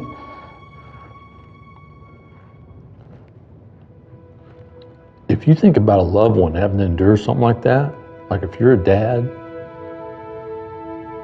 you can't fathom that somebody would do that to your daughter or to your wife or somebody you love. I mean, that's just the worst of the worst. I thought that it was one of those that now I finally shut you up. The ultimate, I've got control of you. The way the duct tape was laid out, it was very neat, it was orderly. If one person was fighting another, there would be no way that they would be able to duct tape somebody by themselves. I had contacted Tony Epperson to let her know we had found the body. You know, when I found out what they had done, I couldn't sleep for days. I can't imagine what kind of fear that she had in her last moments of her life. I mean, it was devastating. We knew we needed to speak with LaDonna, but first, we decided to go ahead and conduct another interview with Robert Miller. We felt that with the new development of the duct tape, I feel it's far more feasible that two people were involved and that both Robert and LaDonna were there for the murder. And I thought that might be the thing that would compel Robert to come forward with the truth. Otherwise, we may never know. The next time you talk to somebody is going to be at a trial. And I'm going to tell you, there's going to be 12 people sitting over here. They're going to believe us, not you. They're going to talk to LaDonna, and they're going to get a little more accusatory than they have been. She's been hemorrhaging information about this since the beginning. LaDonna doesn't do it without you, because you and LaDonna were together and had a relationship while Michelle was still alive. I know you know more than what you've given us. Okay. She already had her wrapped up in a blanket when she came out and woke me up. What happened at that point? I laid the tarp on the bed, rolled her over on the tarp, folded it up, taped her legs up, taped her head up, taped her chest up. I did have the drainage ditch when we had the racetrack.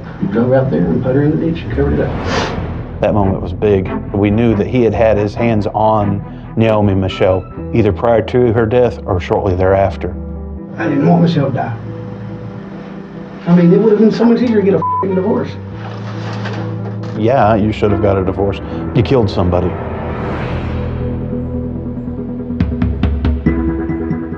Sergeant 5 and I reviewed all the evidence.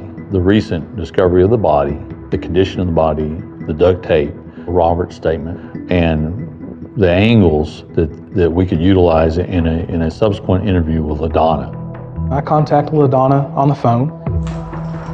She comes to the sheriff's office.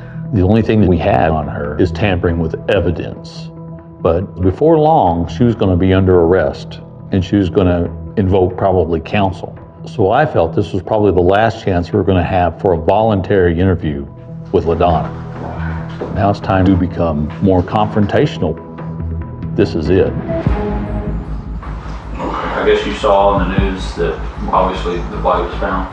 I read it on Facebook and everything. You know, the body was duct taped. You aware of that? No. Where was she duct taped at? We got a picture.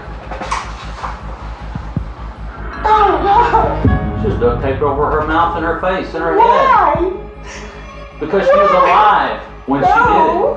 Because you helped him duct tape. No, I did not. Goddamn sure did. I sure the hell didn't. You sure did. No, I didn't. In fact, you're involved in it as deep as he is, and you know it. No. Yes, ma'am, you are. No, I'm not. Yeah, it's hard to look at, isn't it? I rarely get this, but with her, I felt that she really wanted to tell me what had happened. I really do feel like she wanted to confess to it. What I think is you've got rolling it, and you better get straight with it 100%. I didn't kill her. He wanted me to, but I couldn't kill her. I couldn't do it. He told me all you had to do is put the damn pillow over her face and I'll hold it out. And when she turned her head, and I looked at him, I said, I can't do this shit. You're crazy.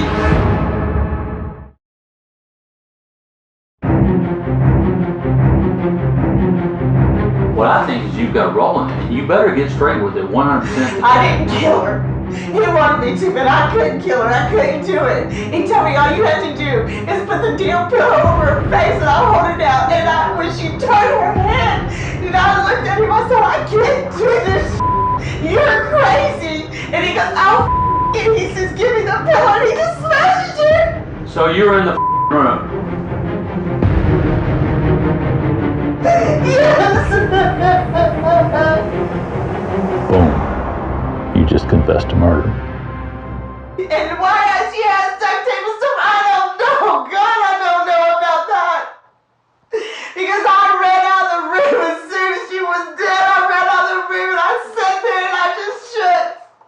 I had no interest in letting off the gas or letting her regain her composure because we'd been through a lot of effort to get to the truth. We're not about to let that moment go. You just don't get them very often. Why did Robert want her dead? He said she was crazy. He was tired of her always trying to take off with Amber in the middle of the night if she wanted to. How many conversations did y'all have about killing her? There was probably about 3. He says, it's gotta happen. He says, I can only trust you. I can only trust you. And I said, whatever, I can't do it. What time did this happen? Like 10:30, 11 o'clock. It was pretty late. We laid there and Michelle fell asleep first. And then he leans up and he goes, now. I said, I can't. He was in bed? Yes. We all 3 were. I mean, I know I didn't take her last breath away, but I sat there and watched it. This was a pre-planned, premeditated, cold-blooded murder. They were both 100% a party to the crime. When he told me he was going to move out to the racetrack, I thought he was crazy. And he said, we'll have the racetrack forever. And when was this?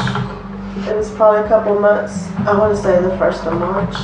The motive we had learned from LaDonna was that Naomi had threatened to leave, had threatened to take the children several times, and that Robert didn't want to be separated from his kids. That was the end of the road for LaDonna, and we arrested LaDonna Yoder for the murder of Naomi Michelle Miller. At this point, Robert was still blaming LaDonna for the entire murder, and I think any investigator would want that confession. But it was just a sad fact that he wasn't going to let go. The confession statements of LaDonna, they were the centerpiece of our case, and they led us to the body of Michelle. On July 16th of 2018, Robert Miller and LaDonna Yoder both pled guilty to the count of murder. Robert was sentenced to 38 years and LaDonna to 35. Finally, it was a done deal. I always hoped that they would find Michelle and that she would be all right. Now we know the truth. At least now she could be put to rest. Nobody should ever be just discarded like that. And Robert and LaDonna got what they deserved for it.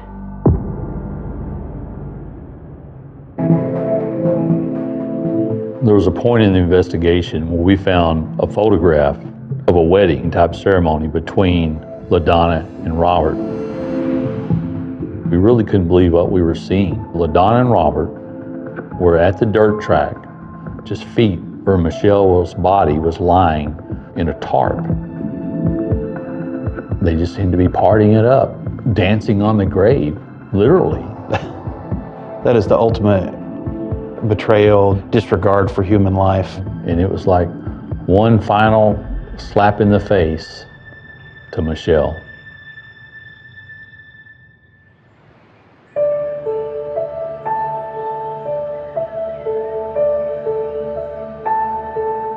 LaDonna and Robert, for 10 years, were never on the radar of law enforcement. If Tony never would have reported this, Robert and LaDonna would have gotten away with murder. Really, one reason I decided I wanted to do this was to put that hope out there for someone else. You know, maybe there is somebody that knows something and they're scared to come forward. As far as this case, I hope it speaks to people who are sitting out there who have committed these kinds of crimes in the past, that you may think, hey, I've got away with this, and you know what, you might. But you know what else? You might not. I have the utmost respect for the Sheriff's Department. To think that I came in there with no proof whatsoever, except that nobody had seen her, and they believed me.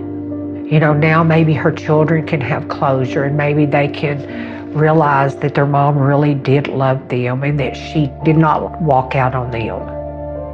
I do believe that now we found final justice. I think if she was here today, she'd give us a hug. I would hug her back.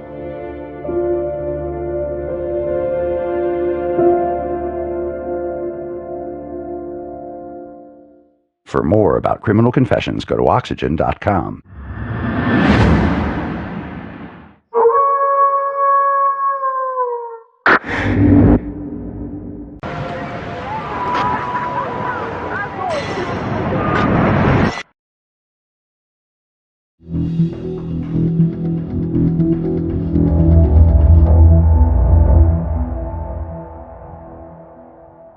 Have a female down. She's been shot several times. He fired 9 shots, so I don't know how many hit her. She was able to give a description. There was a man in a silver car, a Chevy. As the day progressed, another call came in. The guy just shot some people. You could see the smoke from his gun. A second shooting within hours. Things like this just don't happen around here. Just minutes later. Kimsey County 911. I'm at Kalamazoo Cracker Barrel. 2 cars have been shot up. It's a blue HHR. Obviously a dark colored car. It doesn't make sense to us. We just didn't know if there was a link or if there were different shooters, but the body count is growing. This was a brutal execution. Half of our family was gone. There was no reason in this. I know you want an explanation. If you guys only knew, it would blow your mind. Boom, boom, boom, boom, boom, boom.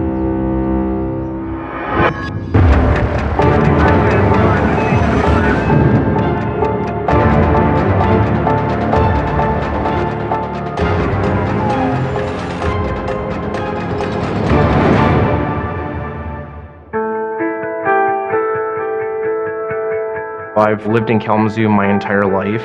Kalamazoo is one of those cities where it's small, everybody kind of knows each other. You have a little bit of a mixture between country, you've got a little bit of city.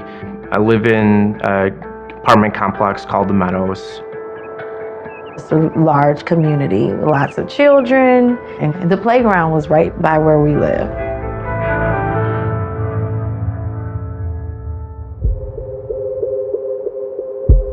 I was just at home. It was a good Saturday just to kind of chill out, and all of a sudden you could hear pow, pow, pow, pow, pow, pow. You don't hear that around our place. I'm cooking and I didn't know what was going on until I saw my daughter Joy and 11 screaming children flying through my door. It took them a while to say someone is shooting. This little girl, she kept saying, "Where's my mommy?" I have been a firefighter now for 15 years and ended up running outside. I just ran out there and I ended up finding a woman wedged down beside a curb. You could see where the bullets had hit her. I had no clue who she was. She was just laying there, shot up. I instantly started praying. She looked lifeless, you know. I didn't know if I was looking at a dead body. But she was able to speak. I knew I had to let her know the kids were okay. And so I said, I have them, you know, I know you don't know me, I live here, that the children that were with you, your child, your children are okay. And then I called 911. County emergency. Hello, I need an ambulance. Please hurry up. Somebody shot T on the ground. Where is the person that shot her? I don't know. The car sped off. Please. Okay, ma'am, we're going to get the people going there. Please don't move. Just stay there. They coming, okay? We're in the complex. We have one shot. On my way to work, I heard the report of shots fired and someone being struck at the Meadows apartment complex. I know from being out there multiple times that there's a lot of families and kids that are out there. So listening to the call, and initially I started thinking, there's probably some sort of domestic relationship that was involved, and maybe there was some sort of fight that occurred beforehand that we just didn't know about. Officers started interviewing witnesses. The victim had been walking children on a sidewalk area. An individual pulled up to her in a vehicle and shot. There was a man in a silver car, a Chevy. One of the neighbors identified the victim was 25-year-old Tiana Carruthers.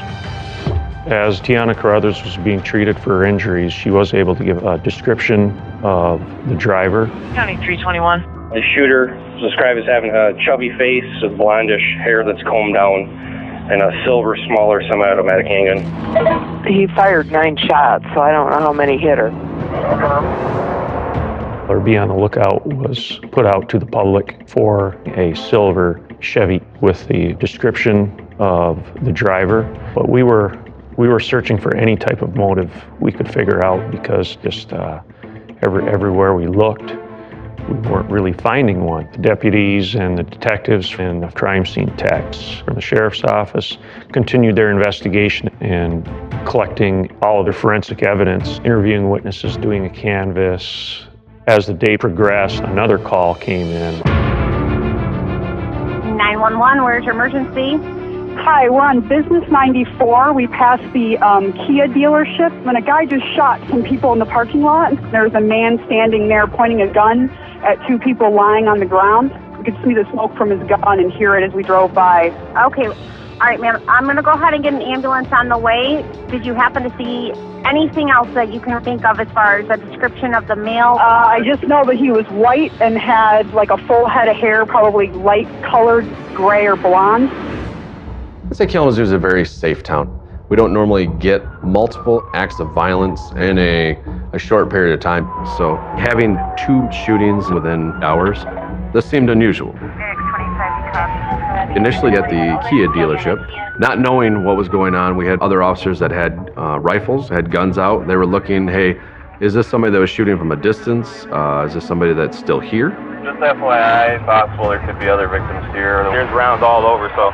As I was walking up to the scene, I noticed first responders doing life-saving procedures on an older male and a younger male on the ground. They look like they are about the age of a father and son. I had heard that a father and son had been shot at a car dealership on Stadium Drive. I went home, and my husband, Rich, wasn't there. And that's when my heart sunk. And so I dialed 911. I, asked him, was it my son? And, was it Rich and Tyler Smith? And the police officer said yes. And I said, are they alive? And he said, no, I'm sorry, they didn't make it.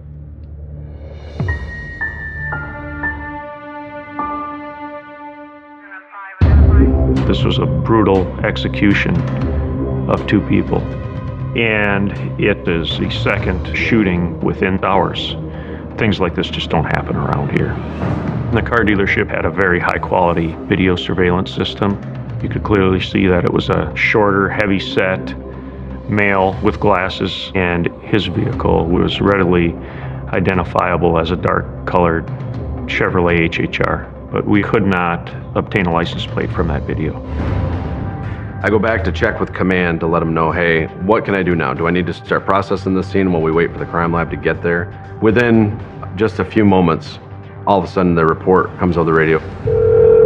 Kalamazoo County 911. I'm at Kalamazoo Cracker Barrel. 2 cars have been shot up and 1 guy is not moving.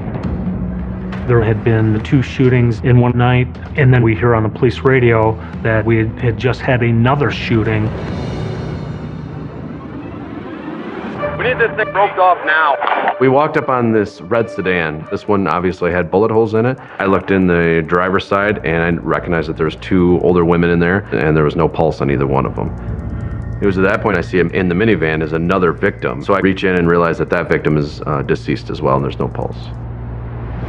There's a female in the back seat, driver's side. We're conducting life finger procedures on a small child. I need an ambulance in here as soon as I can. We grabbed this small child out. We realized pretty quickly that she's in really bad shape. Got her in an ambulance and got her out of there. Any similarity?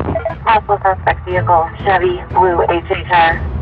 We knew that earlier in the day there was a silver Equinox involved in the shooting that was in the Meadows apartment complex, but this is the second shooting that involves a dark colored HHR. We didn't know if there was any possibility that there was a link between the first shooting and the second shooting, but these 2 events were related. Whoever the shooter is, we have to get them off the street as quick as we can. There's an active shooter out there, and his body count is growing.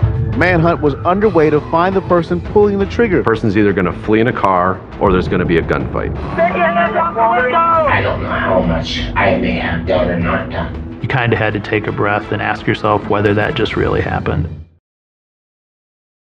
On Saturday night in Kalamazoo, a woman is shot several times in a parking lot at an apartment complex. She survived but is in serious condition. At 10:08 p.m., Richard Smith and his 17-year-old son, Tyler, are shot and killed at a car dealership. And at 10:24 p.m., 4 women, all over the age of 60, are shot and killed at a Cracker Barrel. A 14-year-old girl was also shot but survived. A manhunt was underway to find the person pulling the trigger. I was scared. My biggest concern was for my own family. I wanted them to be home and safe, but I had to change gears and come in and start helping to investigate this case.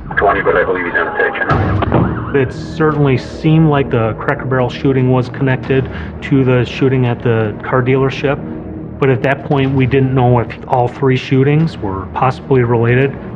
But when we got a description of the driver at the Cracker Barrel and from the car dealership, that was similar to the suspect description at the Meadows. So now we're thinking the shooter from all of the scenes could be the same person. The suspect possibly switched cars from the first incident to the second and third incident. If you're standing here, boom, boom, boom, boom, boom, boom, boom, boom, boom. We were looking for any evidence that might point to the identity of the shooter, but our biggest goal was to put a stop to these shootings. Due to the fact that it's a Saturday night, we knew that there was going to be a lot of people out. They could be our next set of victims. There's an active shooter out there, and his body count is growing. Let's go find this guy and let's get him off the streets before he hurts anybody else. We know what kind of car we're looking for. A black or dark color Chevy HHR. Trouble and partners on TX getting further. As I was patrolling, I was talking to a sergeant from the Kalamazoo County Sheriff's Department, and he told me, hey, I think I got it. Still northbound, stop at Kalamazoo. Wait for everything. Now we can light it up. I then got on the radio and told him, hey, I'm right behind you. Go ahead and light it up. But if this is actually the shooter, there's only a couple of ways that this is going to end. The person's either going to flee in a car and we're going to get in a pursuit, or there's going to be a gunfight. The driver eventually stops the black HHR. Driver, take your hands off the window! The deputy had the driver step out of the car. I stayed as a cover officer. And when they took him out of the car, they started to search him. Gun. And as he pats him down, he finds a gun on him. Rifle, calibers 9mm, handgun. Probably 14 shot. Also semi-automatic. Based on the fired cartridge casings that were recovered at the scenes. We had 9mm at all of them, which is the same caliber weapon he had on him. He matched the description of the person we're looking for, driving the car that we're looking for. Oh my gosh, this is the guy. And he never said a word, just stood there. And it was just an eerie feeling. He has one in custody, one weapon off of him. File check was run on the license plate, and it was determined that it was registered to Jason Dalton. He's transported to Kalamazoo Department of Public Safety headquarters. Even still at that point, with him in custody, we were concerned with the Silver Equinox as well, because we didn't know where it was, we hadn't seen it, and we just weren't sure that he was actually responsible for the shooting at the Meadows. They heard four shots, did not see anything. Detective Girangelli and I look into Jason Dalton's background quickly before we begin the interview with him. We could not find anything on why these shootings happened. Take your sweatshirt off there, please. Yep, go ahead. Underneath his sweater, he is wearing a bulletproof vest. That was a bit alarming. That makes me think he planned and thought about this before he did what he did that night. The main focus of the interview was to find out if there's any other victims, if there's more crime scenes, that this has been put to a stop, and that everybody in this community is now safe. Is there anybody else that needs any medical attention that we might not know about? Can I just plead the fifth? Oh, yeah, yeah. In this case, like many defendants do, and as every person has the absolute constitutional right to do, Mr. Dalton tried to exercise his right to not speak anymore. Detective Maureen and I eventually left the room and had a conversation with several other detectives and superiors. There was a risk in continuing the interview with Jason Dalton, but there is a public safety exception to Miranda rights. We definitely walk a fine line, but it was determined that we would continue to question him based on the public safety exception. There could have been other victims out there suffering that needed medical assistance that he had shot.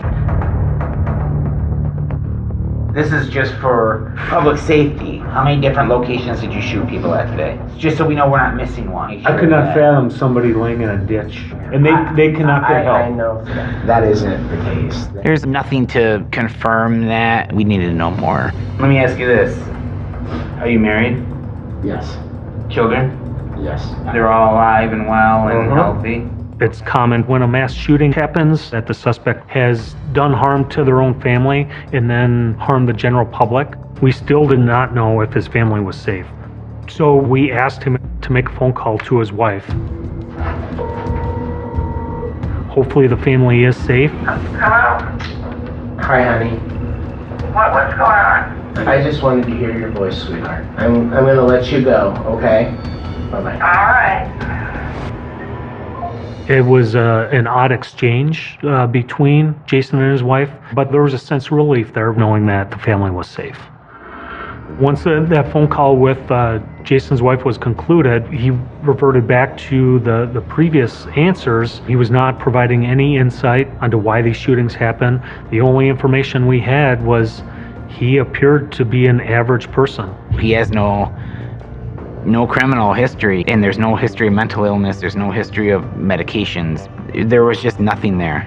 None of this seemed to make any sense. It seemed like there had to be a reason on why an average person with a family and a full-time job would just start driving around a community and killing innocent people. It was a mystery to us. I'd like to just not discuss it. It seemed to be at somewhat of a standstill, and right around that point, Detective Don McGeehee from the Kalamazoo County Sheriff's Office came in and explained to us that he knew Jason Dalton. He ran the Explorer program for youth that Dalton's son was in at the Sheriff's Department, so a decision was made to have Detective McGeehee go back in with me. Hey Jason. Hi. How you doing, man? Good, how are you? The goal was to get more out of Jason, and with Detective McGeehee, it was the best chance because he knew him. You alright tonight? Yeah, not really though, but... What's going on? Jason sees him, and obviously recognizes him. But we had no idea what Mr. Dalton was going to tell us. I know you want an explanation. Yeah. If you guys only knew, it would blow your mind.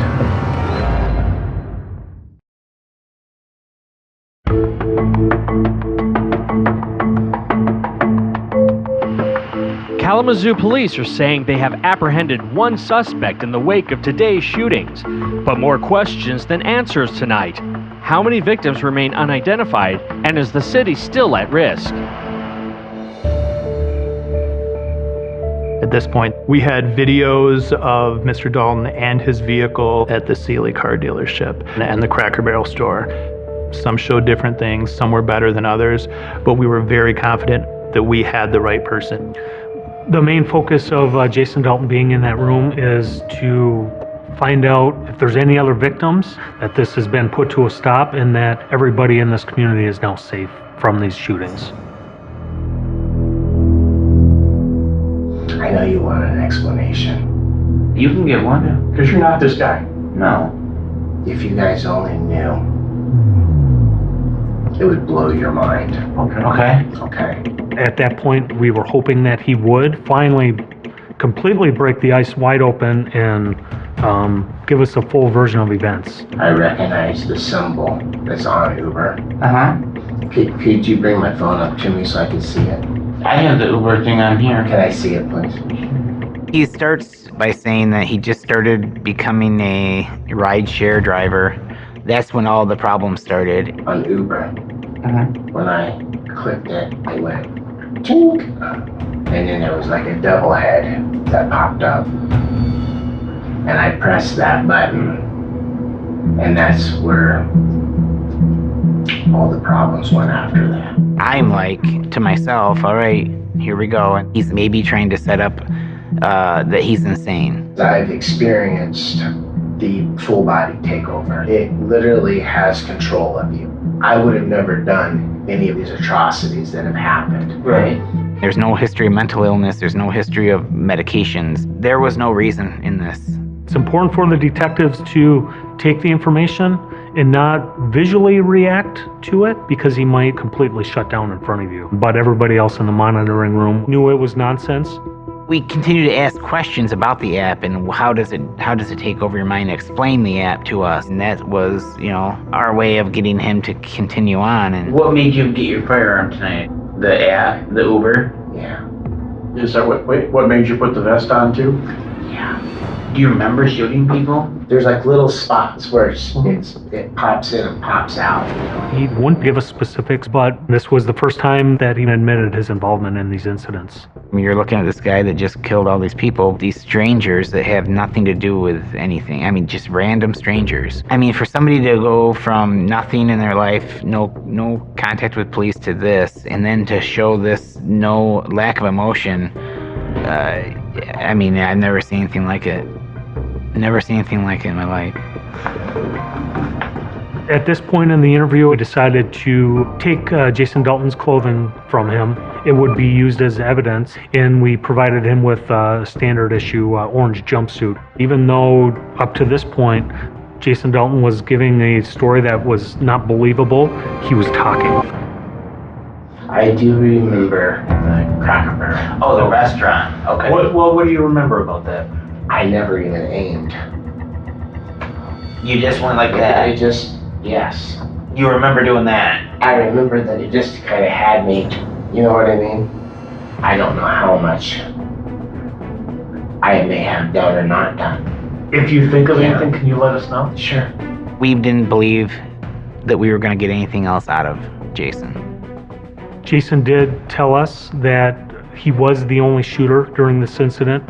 The biggest thing was that the public was safe and that there wasn't anybody else out there that was going to be doing any more shootings. So it brought a sort of a sense of relief. But at that point, based on his statements, we had some concerns that he would be setting himself up for an insanity defense down the road. We knew there was a chance he might claim that he didn't know what he was doing, that he wasn't acting in his right mind as it's defined by the law. He was taken back to the Kalamazoo County Jail. Mr. Dalton? Yes, sir. I'm going to pat you down real quick. While he was there, Michigan State Police investigator Kyle Gorham conducted a second interview with Mr. Dalton. Jason, I'm Kyle Gorham. Just call me Kyle, okay? Is that all right? That's fine. My goal was to show that Mr. Dalton had a clear sense of thought. He knew what he was doing. So you already explained that you understand the rights to me. So I'm just going to read them to you this time? Okay. After what occurred in the first interview, I advised him I still wanted to Mirandize him, where we're getting him his Miranda rights. And then I asked him very directly if he cared to sit and talk with me, which he granted, so he consented to speaking with me. I think that the line of questioning you were going to ask me would be a fine. Okay. Then I started the interview process with him right from there. So walk me through this. What starts happening then? Okay. My focus isn't on asking why he did what he did, because I didn't want anything to shut him down. It's about showing not that he was insane, but he was very cognizant of what was occurring. It felt like I was on fire. This is the really scary part, is I go down in my basement where I have my guns, and I'm like a robot. I'm just putting guns together. And he acquired what he advised was a Glock 19 9mm handgun, and he went back to work as an Uber driver. There's some apartment complex. I go by this woman and I ask her if she's McKinney, and she says, "No, I'm not." "What do you ask?" And I'm like, "I'm the Uber driver." And so then I go down and I go around again, and then I reached in, I grabbed my Glock, and boom, I go up. I just had to go like that, and it was like automatic? Yeah, it was like it just had me. It was I know I killed her, because how could you survive that many gunshots? He thought I was dead, but I made it. I made it.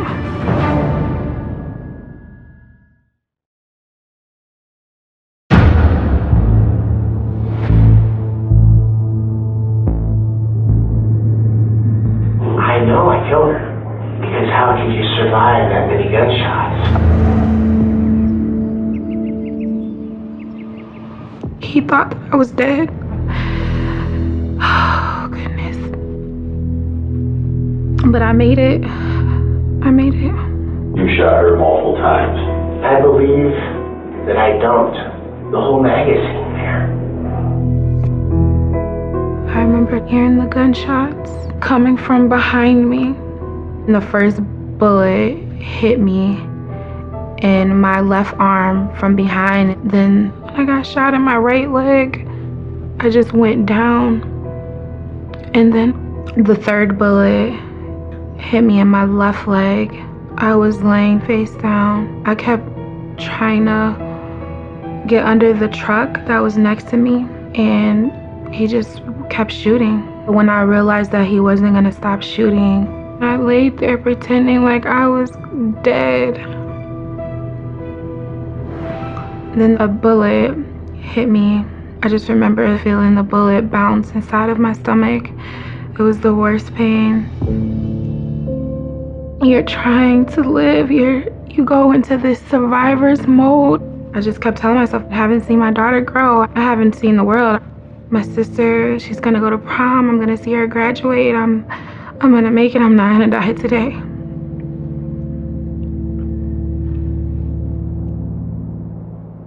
Tiana saved my child's life, her child's life, and there were kids on the playground too that ran because she screamed, "Run!" So there's lives that she saved that nobody even realizes. I just remember describing who this man was and how it happened, because I didn't know if I was gonna make it, and I wanted to make sure that, they caught the bastard who shot me. At that time, the connection was not made with that prior shooting until Jason Dalton admitted his involvement in that interview room. After Jason shot Tiana Crothers, he's driving at high rates of speed. Then I pull in the garage. And this is where? My mom and dad's house. Okay. Do you think at some point in time that the police would have been looking for that car? At that moment? Are you thinking about that? Yes. Okay. Why did he do that? Well, he did it because he didn't want the police to see. He's hiding it. I want him to acknowledge what he did, to show that he was aware of what was occurring. I go down, I get a bag, and I put my guns in take them out of one car and put them in the other. He switched cars and took his wife's black Chevy HHR and then went back to Ubering.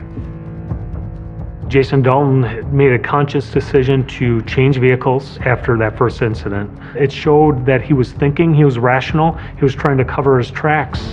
And then where'd you go? To the car dealership. I drew my gun and I shot those two people. Did they talk to you at all? I think they said hello or hi or something like that. Mm-hmm. And I shot them. My husband and son were shot and killed. Rich and I shared just about everything with each other. He was an amazing person. Tyler, well, he's my baby brother, so I had to kind of show him the ropes. We had sibling rivalry, but we also depended on each other for literally everything. How am I gonna do this life without Rich and Tyler? Half of our family was gone. After the Kia dealership shooting, Jason Dalton, he goes to the Cracker Barrel where the final incident occurred. I get out, and I walk up to this lady and I ask her if she could spare $1. And she told me that she didn't have the $1 to spend. And I shot her, and I heard people scream. And then I shot some people in a car.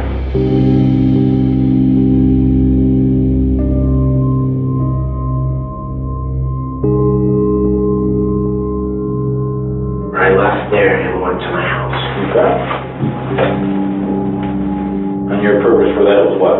To get more bullets. Did you do that? Yes, I did reload a magazine.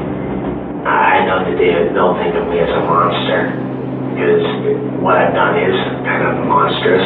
The statements that he made were very important because not only did they personally put him there, but at the point we thought he might claim some sort of insanity, his interviews with Detective Gorham showed that it wasn't just one spree where he went out of his mind for 30 or 45 seconds, that this was something that happened over 6 or 7 hours, that he was doing rational things in between. That makes it very difficult, in my experience, to claim insanity. And now it's our job to make sure he would never have the opportunity to leave prison. Dalton's attorney argues the 2 interviews Dalton gave to police should not be allowed at trial. He said that Mr. Dalton tried to stop these interviews and was not allowed to do so, and his constitutional rights were infringed upon. This was a really terrible situation. Take it, take it, take it, take it, take it.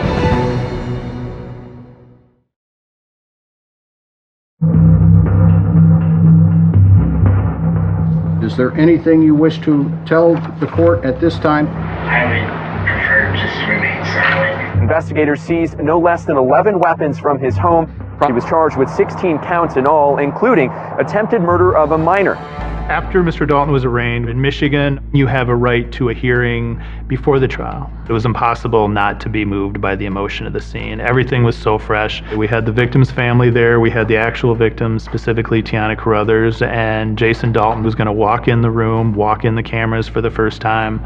The 50 or 60 family members and witnesses that were there were going to be feet away from the person who had injured them, or in most cases, their loved ones. It was really hard to see him. He walked right in front of us. It's just like evil just walked in and you literally can feel it. Let me call your first witness for examination. Nobody really knew what was going to happen. Call Tiana Carruthers. It was only 3 months since I had been shot. I just kind of felt like the weight of the world was on my chest and I needed to go testify. I just felt like it was my responsibility to do it for me and for the others that had passed away. We were concerned about Tiana because she had been through something so horrible so recently. It felt like just yesterday I was gunned down and then I was in a courtroom to face this man. So Ms. Carruthers, are you okay? Take it, take it, take it, take it, Take it! It was just so hard. None of us expected to hear his voice, and especially not poor Tiana. The judge decided that based on that outburst, Mr. Dalton had waived his right to be physically present, so he was taken back to the jail. Something just snapped at me right then and there.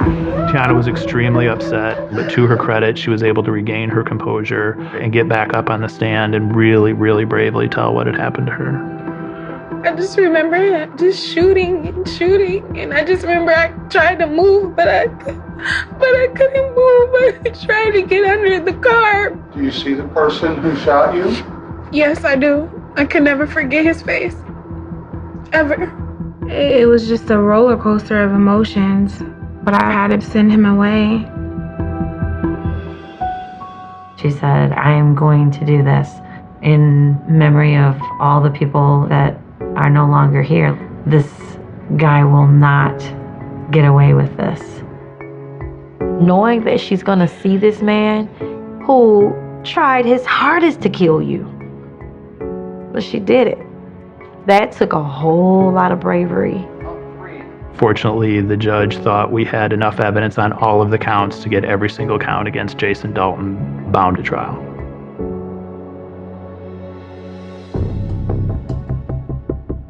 The attorney for Jason Dalton says that he'll use insanity as a defense. If the court allows for an insanity defense, jurors would have 4 verdict options: guilty, not guilty by reason of insanity, or guilty but mentally ill.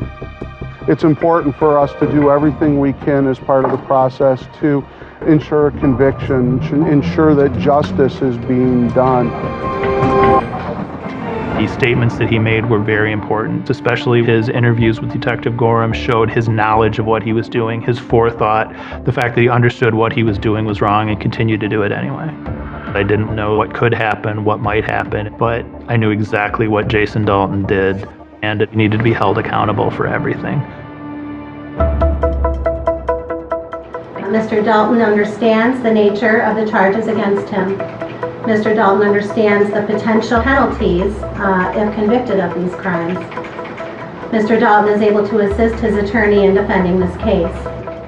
The defendant is competent to stand trial, and this case will proceed on to the next stage of the criminal process. Fortunately, it was decided that in this moment he knew what he was doing, and as such he was competent to stand trial. We wanted to get this over with. We were looking forward to knowing what really happened that night beyond what we saw in the video. We were looking forward to going to trial. In this case, it always felt like one thing led to another. You know, there was always a next thing. But what happened next was literally probably the worst case scenario that we could have imagined. Family and friends of the victims were in court to hear the arguments. The dispute is over the contents of 2 interviews with Dalton following the shooting spree. Mr. Dalton's attorney challenged the Miranda warnings, that Mr. Dalton tried to stop these interviews and was not allowed to do so, and by that, his constitutional rights were infringed upon and should not be used in the case. Both investigators who took the stand say they read Dalton his Miranda rights. 25 times he says he doesn't want to speak. 15 of those times he actually mentions the word the fifth. Is there anybody else that needs any medical attention that we might not know about? Can I just plead the fifth? Oh, yeah, yeah. At the time he invoked the fifth, did you feel like you had enough information to be confident that the people of Kalamazoo County were safe from further harm? Absolutely not. There is a public safety exception to Miranda that I lay out and cite in my brief, and that's what they were following. The public safety exception was created just for situations like this. The detectives in this case felt that public safety was at stake. They didn't know if he was part of some bigger group or ideology or some act of terror. They didn't know whether there were other victims laying somewhere bleeding that could have help. That was all information that they were trying to get from him that night. And the questioning, as you will see, it's not because they're concerned about public safety. They're interrogating my client. Dalton's lawyer argued once Dalton said no to waiving his rights, a second interview initiated by investigators was unconstitutional. The Court of Appeals found in our favor, so there was some sense of relief. But Mr. Dalton's attorneys took it one step farther and appealed again. The officers never even give him an opportunity to breathe. No decision from the court here today. That won't come for at least a few weeks, only further dragging out a lengthy legal process that's now nearing 2.5 years. The prosecuting attorney, they kept us informed along the way. You know, if it comes back this way, this is what happens. If it comes back the other way, then this is what happens. We had to prepare ourselves for whatever came. Another delay in justice. The Michigan Court of Appeals ruling today that statements made by accused killer Jason Dalton cannot be used at trial. You kind of had to take a breath and ask yourself whether that just really happened.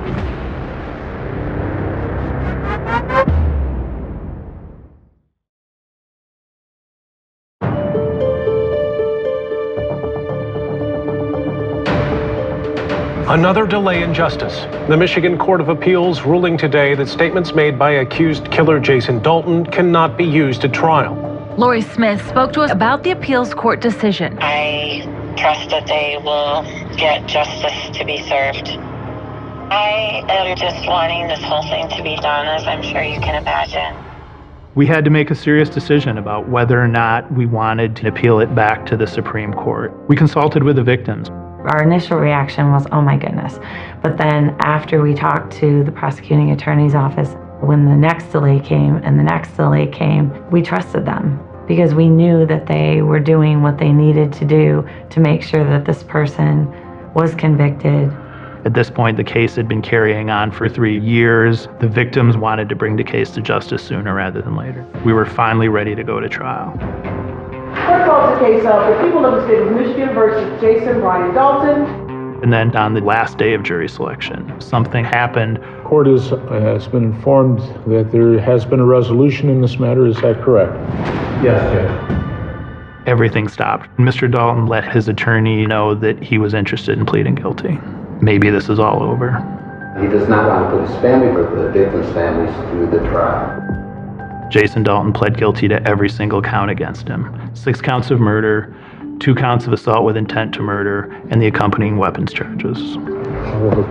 He was a coward to the end, even the way that he chose to plea at the last minute. The last thing to happen was a sentencing. There's a number of victims and victims' families who wish to make impact statements here today. I was fortunate at the sentence to be in the closest chair to the victims who were at the podium speaking, and they were all so beautiful and eloquent in their own ways. Nothing can prepare someone for the phone calls my brother and I received February 20th, 2016. I've lost a woman I've married for 41 years. I turn around in my home and call their names out of habit when I wish to share something with them. I yearn for someone to talk to, but not just anyone, but my husband or my son. In December of 2016, I got married. I walked down the aisle alone, holding a box with my brother and my dad's ashes in it. She strove to be the best version of herself and her friends. My goodness, Barbara had friends everywhere. The fact that they chose to focus on the beauty of the people who were killed and not the horror of what Jason Dalton had done. My name is Tiana Carruthers, survivor of Jason Dalton's crimes. Tiana has endured so much with this, but yet she still smiles, she still inspires, she still cares, she's still being a hero. I'm standing here in your face, in front of you. How does it make you feel? This man thought that he destroyed her, but what he did was he made that hero even stronger. I see pain in your hatred. Your pain is contagious, your rage is heinous. You spread it like a disease. Who do you think you are? I have nothing else to say. That day felt like now you're in front of all of us, you know, you're not just picking us off one at a time. Mr. Dalton, you may stand.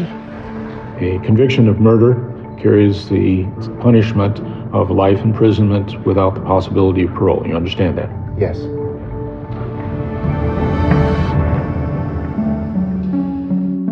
I still didn't have any more idea of why he did it than the day I woke up and was looking at the news and found out what had happened here. We were hoping to learn the why, too. And we probably never will know why. And even if we did know why, it probably wouldn't be good enough.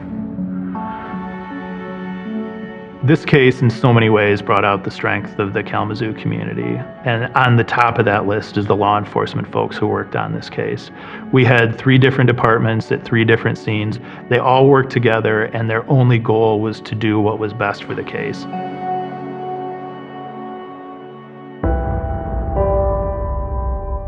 I just want to take this opportunity to thank you all so very much for coming out. I had been so struck by the amount of people that came to visitation, that came to funerals, all the things that people did. How do I repay them? And I'm like, I have to give back. That is the whole purpose behind Forever Strong. Putting on events so that we all can be strong together. And by doing that, it's like a family. It's our way of focusing on the good part of their life versus how it ended. Tyler realized how important living each moment was. He's like, you know, I might not have tomorrow, so I'm gonna live every single day to the fullest. I'm so glad that he did.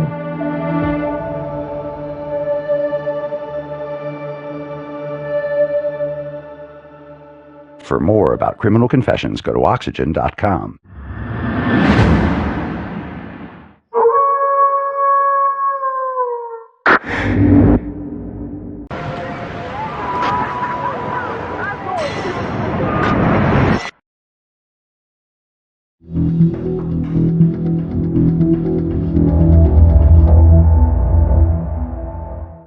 Nobody's heard from Kenya.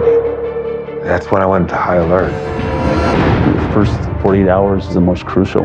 If this girl is alive, we need to find her. I hadn't heard from my sister. We talked all day, every day.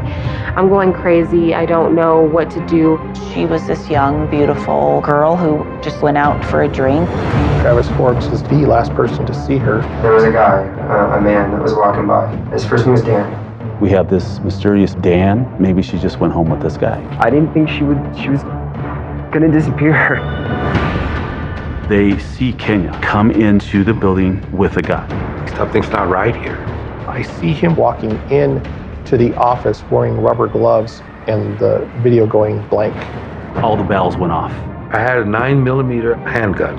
I stuck it in the back of my waistband. I was doing what any dad would do. Where can she be? At that exact moment, my life changed forever.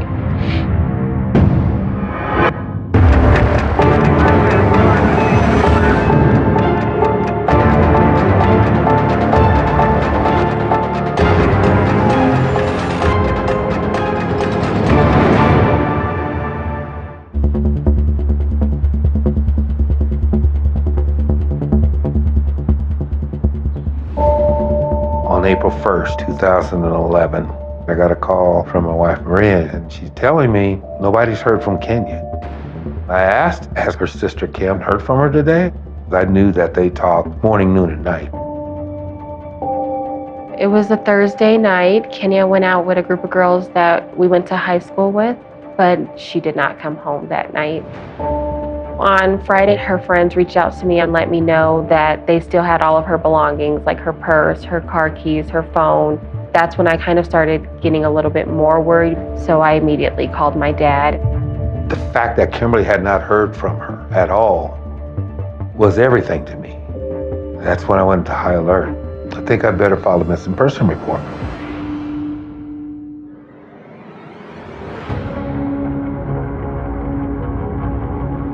When we got the missing persons report from Tony Lee, he tells us that according to her friends, Kenya went out the night before to the lower downtown area, and she's dancing with a guy, intoxicated.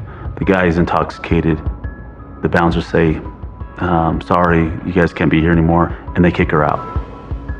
And she leaves her purse, cell phone, everything with her friends.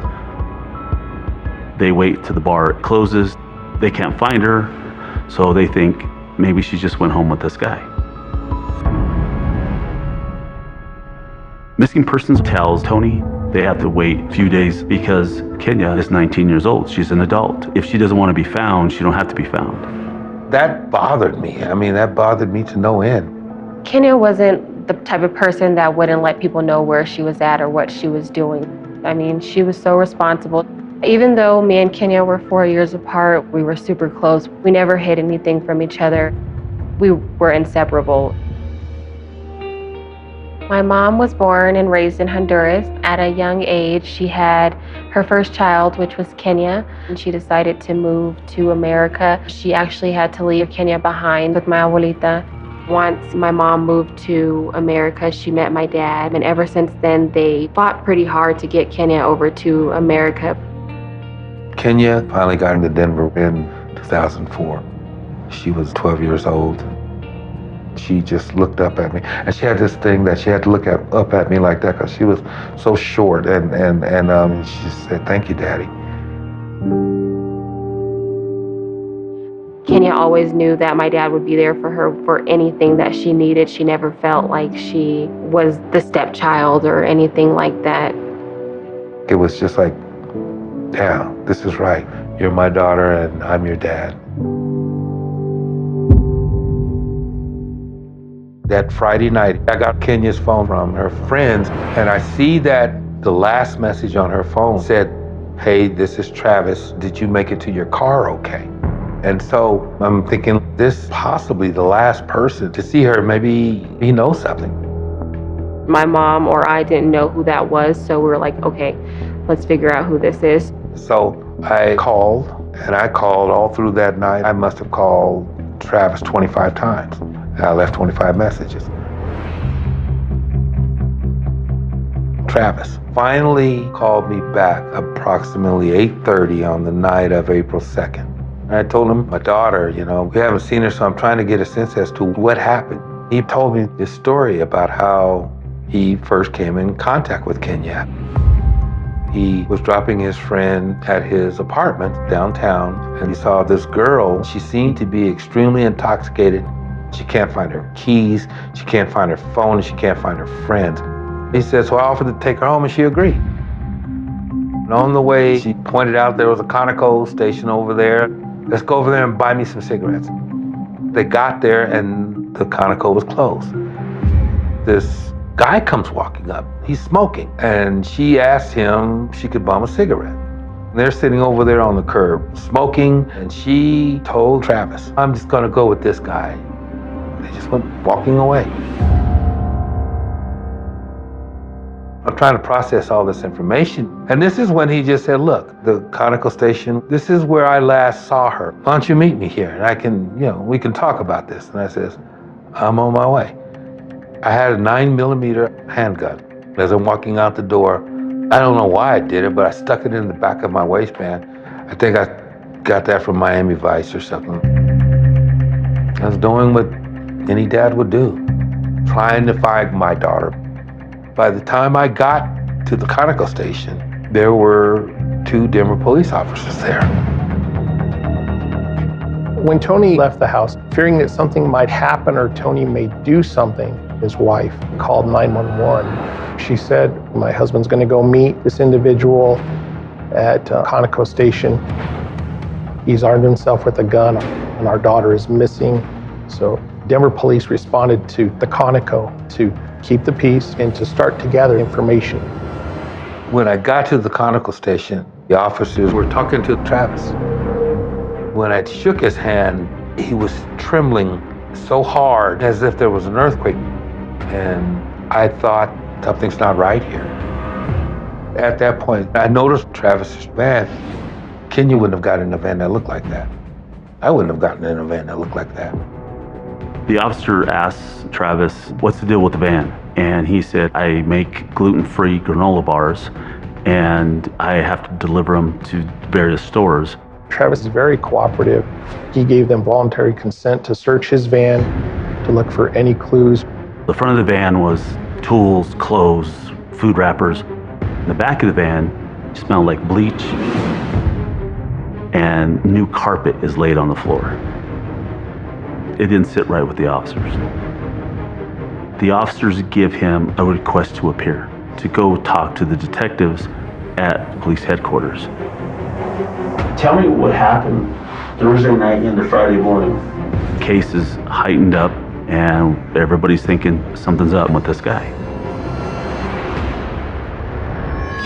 They see Kenya come into the apartment building with a guy. She was obviously upset. This is who we need to be looking at. I was relieved that we had him contained, but at the same time, we didn't have any physical evidence against him. I told him that he was going to spend the rest of his life in prison, and we were going to find Kenya.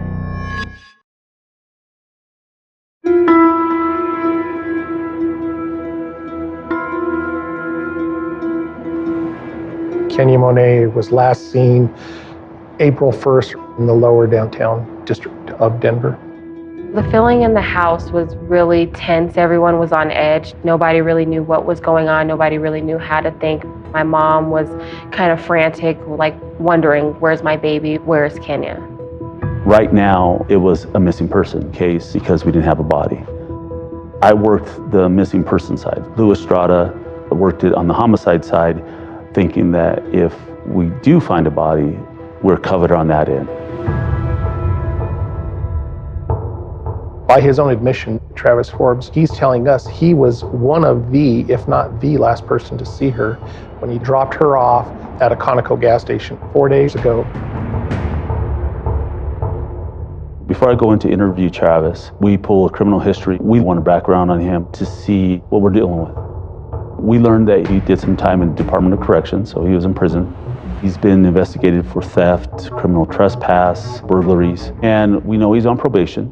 We also learned that, he's running his business. And according to the person who owns that bakery, she said his business is booming. These gluten-free granola bars are flying off the shelves. So we're thinking, okay, well, maybe he's straightened out. We don't know yet.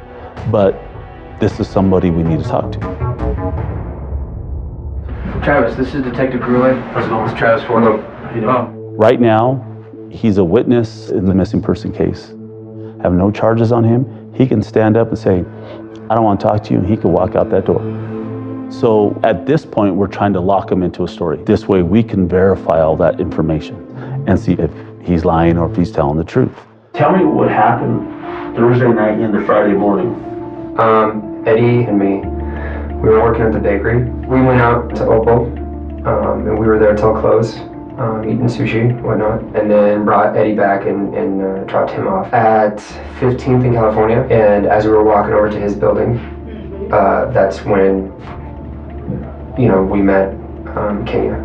She was very upset. We could hear her crying and being emotional, obviously upset. So we intervened, and she didn't know where her car was. And she didn't know any of her friends' numbers. While Detective Gruelet was interviewing Travis, I'm in the tech room watching on a monitor. Part of monitoring that interview is to follow up with some of the stuff or the information they give during that interview. As he would say things like, I was with Eddie, I was, here. People are running down those leads. They're going out and searching for surveillance video, calling his friends. As the interview's going on, we were able to track down Eddie. He confirmed he was with Travis at the time he met Kenya, but he was not with Travis when Travis and Kenya went to the Conoco station. You drop off Eddie, then what happens? She asks me for a cigarette. I tell her I don't smoke. So driving eastbound, I saw a Conoco. Pull around, and the Conoco's closed. There was a guy, a man that was walking by. I didn't see him until she got out of the van. Okay. He was smoking a cigarette. She got out, she asked him for a cigarette, and asked him to sit and smoke with her. Did you get a name? Yeah, his first name was Dan. Do you know Dan what? No. He Describe said, to me. not very big. About how tall? 5'4" to 5'8". Not too much taller than her. Okay. So He was skinny. He had a young face. how old do you think he was? Mid-20s. He had dark blue jeans, like designer jeans. They were sagging. Gray. What was his hair? Black, short. He had a stud. And a very round face. Okay. In my training and experience, it's been highly unusual to see someone give a description as he did. Everything he recalled, what Dan was wearing, the round face, the hair, how tall he was. His story seemed rehearsed. So tell me about Kenya She cute? Yeah, she was cute. I didn't get a really good look at her face. I mean, and even now, like, I can't really remember what she How was looked she like. dressed? Club style. Dress, cut her heels? I don't know. Don't know? Okay. It was odd. He could describe Dan in detail, but he couldn't describe Kenya, and he was with her for almost an hour. We don't know yet if he was involved in Kenya's disappearance, but that kind of sent up a red flag. However, I couldn't just focus on him. We needed to eliminate everybody else. We have this mysterious man, Dan. Maybe she just went home with this guy. We don't know yet, but this is somebody we need to talk to. She immediately, like, attached herself to this guy, and she proceeds to cry about nothing goes right in her life. My perception was that she had just gotten into a fight with her boyfriend. That's what it seemed like to me. She kept going on about, why did he do this to me? You know, why does he treat me like this? And he broke her heart. I break free from monitoring the interview and start to research her boyfriend. We find out she had recently broken up with a boyfriend she had been dating for some time. We still have questions for Travis, but we also need to find Kenya's ex-boyfriend. We need to find Dan. We have people we need to look at, investigate, corroborate where they were, and start eliminating some of these people. We need to get moving on these. If this girl is alive, we need to find her.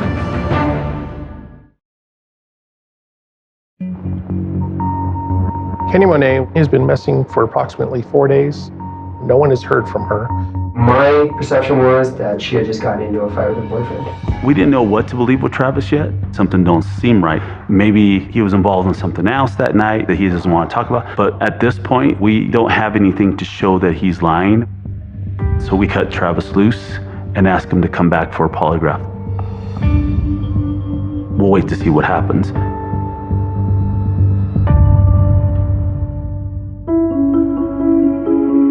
After the interview, I had contacted Tony Lee. I wanted to talk to him in person to find out any more information he can give us about the boyfriend. I felt for Tony. Tony wanted answers I couldn't give him. I wanted to get those answers for him and his family. Afterwards, I said, "Can I get one of your business cards?" And he reached, and it's like, "Oh, I don't have any." I thought that odd.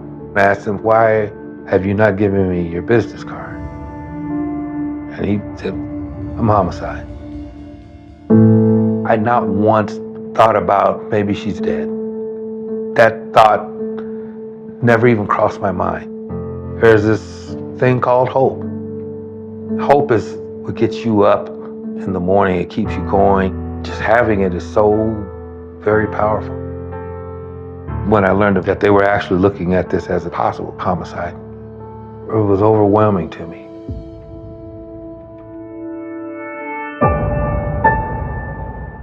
As the chief of the family violence unit, they contacted me to come over because they had a missing person case that had indication of some foul play. It was a pretty massive investigation. There were a lot of people that were involved. They were just flooding the streets with officers, finding surveillance everywhere that he thinks she may have been. When they find the apartment building where Travis said that he picked her up, they look at surveillance video from there and they see Kenya come in to the apartment building with a guy. They actually see her go up in the elevator. She gets off on a floor and her and the guy walk into the apartment. Within 5 minutes, she walks out. She goes down to the lobby. Kenya's left her alone. Eventually, he was identified as Chad Davis, the guy she left the bar with. When we interviewed him, he said he had left the bar with Kenya. They went to his apartment. Kenya was up there maybe 10 minutes. She realized at that point she had left all of her items with her friend. She had no cell phone, no wallet, no keys. And he took her back downstairs. It was at that point that Mr. Douglas went back upstairs to his apartment and never returned. We did see evidence of that on video. So he was eliminated as a person of interest or a suspect being involved in her disappearance. Around that time frame, We were able to contact the ex-boyfriend. He gave us a statement. His alibi panned out. So he was eliminated as well.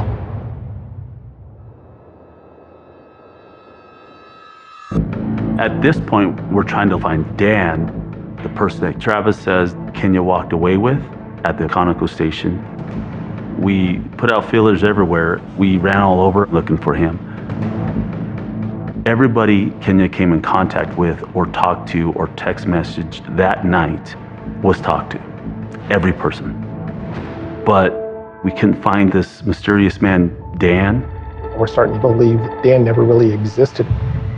It was almost simultaneously that we were done crossing people off of our list when we received a call from Monica Poole, who was the owner of the bakery where Travis made his gluten-free bars. We had already spoke over the phone to confirm that Travis worked for her.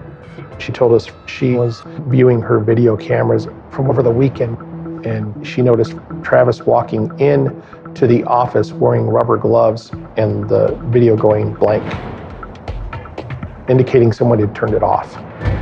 On the video in the back of the bakery where they prepped the food, you see Travis come in with a cooler and it's duct taped. The seals are duct taped. It's on a cart. He's not carrying it. Miss Poole thought it was odd, and so did we.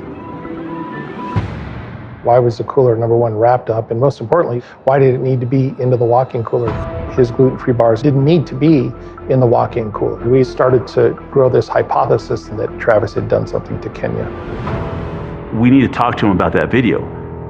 We're waiting for Travis to come back and take a polygraph.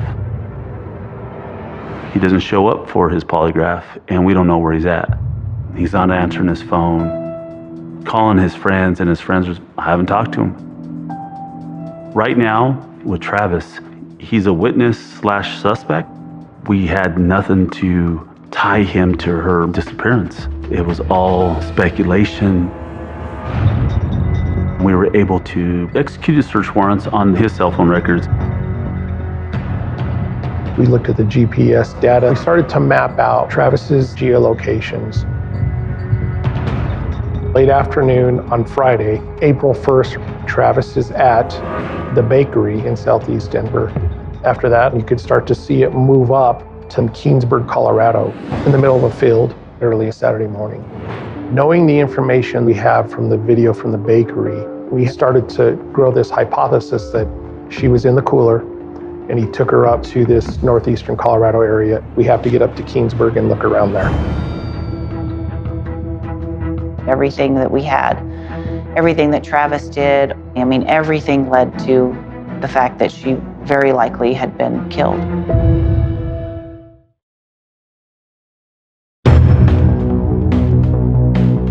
Kenya goes missing April 1st. We're about 2 weeks into the investigation. We go to Keansburg to look for her. We suspected at this point now that Kenya's probably passed, and it is a homicide. But if we could just find the body of Kenya or her remains, we may at that point, with everything we developed, to have enough to arrest Travis for the murder.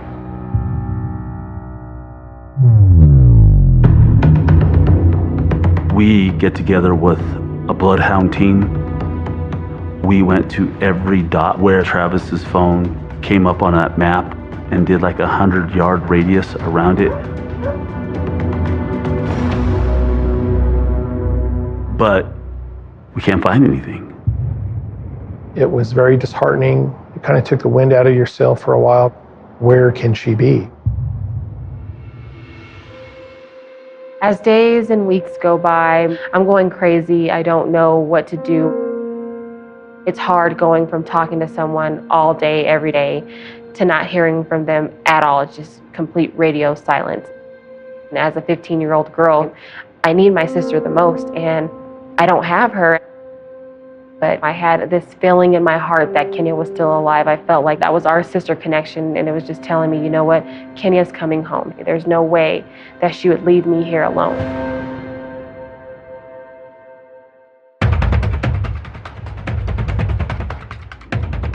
Now we're like a month into the investigation, and I'm running parallel investigations trying to find her and find Travis. It seems like we're chasing him. He's popping up we're always a couple steps behind. He won't answer his phone, it goes straight to voicemail. But suddenly, there's Travis Forbes on TV. You know, everybody has their own choices. Travis is very animated, very theatrical. I didn't think she was gonna disappear. Got a lot of media attention, and I think it was because Tony and Maria were in the media a lot, but also because she was this young, beautiful girl who just went out for a drink, and you know, there were so many people that could relate to that. She chose to walk off with this guy, and I can't blame myself for that. God, I'm sorry. This has been really emotional for me. Watching his narcissistic look at me kind of attitude, they just made you sick to your stomach.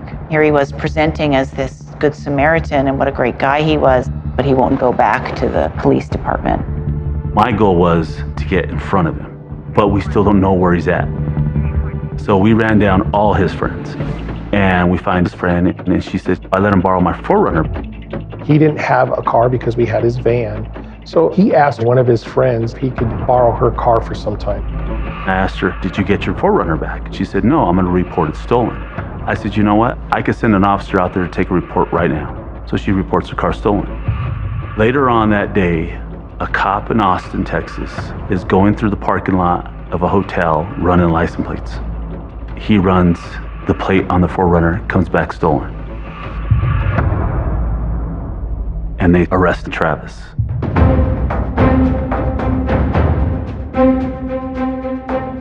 I'm excited. We finally knew exactly where he was and what he was doing. We had him contained. My lieutenant comes in and tells me, go home, pack a bag, you're leaving. Going down there to interview Travis. I wanted him to think I'm in his face every time he turns around, and I want him to know that. I'll do whatever I need to do to get the answers I want. You guys took that into property. How you doing, Travis? How you been? I walked in and Travis lost the color in his face. How long did it take you to get here? Dude, I've been waiting for you. We started a conversation a month ago, we never got to finish. Yeah. Well, Kind of crazy. yeah, crazy. Talking to the media was beautiful. Dude, why did you do that? That was dumb. We had a lot to talk about that day, and you never came back. You were running like a guilty guy. You're on probation and you're on Texas. Dude, after the media fiasco and after all the that I went through, and that week, that was a week of hell. That was the worst week of my life. This girl going missing, me over. My life got turned inside out. He's trying to get sympathy from me. Oh, poor is me. He was all about himself. He's very narcissistic. Nash going down there to talk to him is to make him feel important. Like, wow, you're here in Austin, Texas. You're from Denver, Colorado, and you came here to see me. I went in there with a game plan that I'm going to talk to him and I want to get his DNA. It's a warrant for your DNA. So, this fine gentleman here with forensics is going to take your DNA. Okay? We wanted his DNA on file because we were running so many tests on so many different things. We wanted to make sure that we had his DNA to compare it to. We were tearing apart the cooler. We had things from the van. We had things from the bakery. Every single thing we could possibly find, we were testing. During the search of the van, they found a hair in the back. We knew that Kenya was in the van because he told us that she was in the van. But he said she was in the front of the van. Did Kenya ever get in the back of that van? No. Not at any time whatsoever. How would you explain her hair in the back? Maybe it came from the front to the back. But there's a screen there. Yeah, I mean, it's not, there's holes. But it has root. It has roots? Yeah. This hair had a root, and that has to be pulled out, not just falling off. It has to be pulled out. So explain that to me. I don't believe you. I'm sorry. I guess what I expected was that Kenya came on to you and you guys did the nasty. And then the guy came over and she walked off, or she got out of the van and walked off, so be it. Shit happens. Not saying that and finding out later that you did, that's not gonna look good. Dude, none of this looks good. I'm in Texas. Look, I think... So did she have sex with you? Nash, I think at this point, my lawyer should be present. Huh. Interesting. We're sitting here talking for 4 hours, and I said, well, did you have sex with her? And now he needs an attorney. I was relieved that we had him contained, but at the same time, we didn't have any physical evidence against him, and we didn't have a body. So we need to make sure we get him to talk to me. We just need to find her.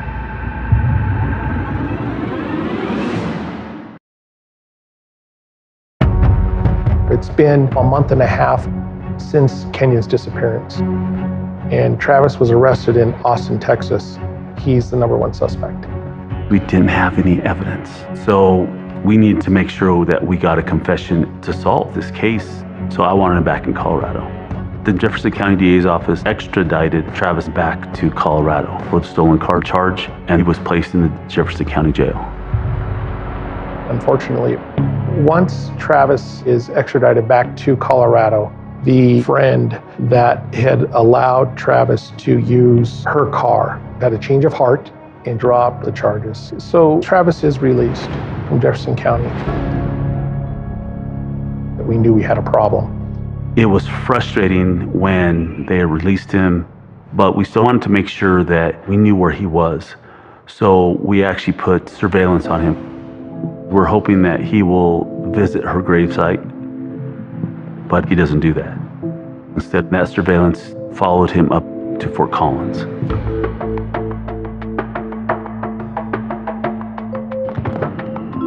On July 4th, 2011, I was on foot patrol with the Fort Collins Police Department. That evening, we got a call for a welfare check. A citizen had observed somebody that they thought was in distress. When we first walked up, he was acting strangely, muttering to himself, and very suspicious, hunted animal look in his eye. And that ended up being Travis Forbes. He was certainly a strange guy. But as soon as they told him he wasn't in trouble, he was very friendly all of a sudden. Once it was clear that he hadn't committed a crime and that he seemed to be relatively okay, Fort Collins police went on their way about their foot patrol. As they cut him loose, one of our undercover detectives walks up and says, hey, just to let you know, we have Travis under surveillance. We have a girl that disappeared. He's our person of interest. But that's the end of it. A few days later, we had to pull our surveillance. We can't watch him for the rest of the year. We don't have that kind of resources. On July 8th, I get a call from Fort Collins Police. On July 4th, there had been an incident in which a woman, Lydia Tillman, had been attacked in her home, sexually assaulted, and beaten to the point where it was miraculous she was alive. The apartment had been washed down with bleach in an attempt to destroy DNA evidence. Because I knew that the Denver police had had an interest in Travis Forbes, suspecting him of a violent crime against a woman, combined with the unnerving observations I made about him, made me think that maybe that was the guy we should look at. All the bells went off. We know Travis liked bleach. And the detective from Fort Collins says, we have DNA in our case. And I said, I have his DNA sitting in Property Bureau. On the evening of July 11th, got a call around 11:30 at night. It is confirmed it's Travis Forbes' DNA underneath Lydia Tillman's fingernails. It was based on that information that Fort Collins found and arrested Travis Forbes. I was ecstatic. Now I know for sure he's not getting out and he's not going anywhere. I head up to Fort Collins, go to Larimer County Jail. I laid my pocket recorder on the table, and Travis walks into the room. How you been? And you've seen the charges that they have me here on? At that point, we couldn't charge him in Kenya's case because we didn't have any DNA that could get us there. We didn't have a body, and we didn't know what really happened. So we needed a confession. When when you saw me in Texas, there was a book that you told me that you had read. It started with an S. Can you tell me what that book was? When I was there, I didn't think he was going to talk to me, but we started talking about books. We started talking about philosophy. Travis wanted to talk to a friend. So I do whatever I can to kind of build that rapport. A year ago, I wasn't the person that was capable of these things. There's a saying that says, it's not what you say, it's what you do that defines you. Nash, I would give anything to go back. Travis, you're lying. You're not sincere about that. Why? Why do you say that? I have a mom who calls me every week crying for her daughter. When someone is sincere about what they've done, they confess. Yeah. I talked to my lawyers, and my lawyers said that there's nothing for me to gain.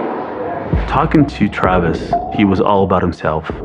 So I knew I had to convince him, telling us what he did was in his best interest. You can always ask for lenient sentence. Tell me what you want, Travis, and I will take it to the DA. Tell me. I want to go to prison without being labeled as a sex offender. Because if I go to prison as a sex offender, There it is. Travis wants a deal. He wants to confess. You'll cough it up. You'll confess to everything if you go to prison without being labeled a sex offender. Yes. Yes, that's what I'm saying. I want to confess. I want to confess so bad. Chills run down my spine. I can't believe I just talked this guy into cutting the deal. We had our meeting with Fort Collins, and we went back and forth quite a bit, negotiating with his lawyers. So the agreement was he would plead guilty to murdering Kenya. He also had to tell us where she was. He was going to spend the rest of his life in prison, and we were going to find Kenya.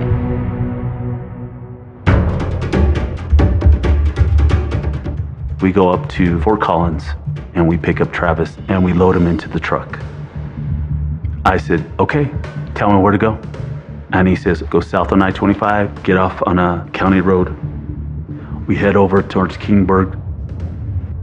The whole drive there, I thought, I just don't know. I don't know where he's taking us. This could be a big show. I mean, everything was about Travis. He was, thought he was so charming and important that I really wasn't sure if we were going on a wild goose chase or not. And then he goes, oh, wait a minute, stop. I look at him through my rearview mirror, and then he says, right here by these grove of trees. I get out. I walk over there. I don't see anything.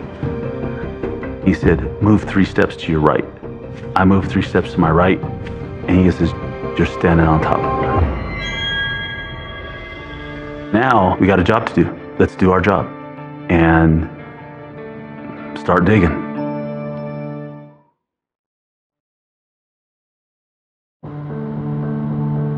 As we're driving, Travis says, oh, wait a minute, stop. And then he says, it's right here by these grove of trees. We mark it with the flag. We call in the crime lab, tape off everything, and start digging. We were there for quite a long time, and we were there for hours because it was so methodical and so careful. And there she was.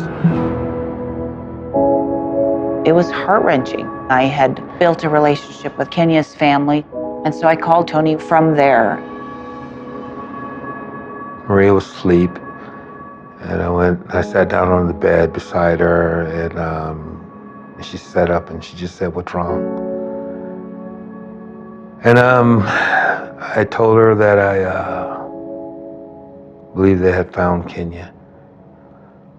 And she asked me, where, how is she doing?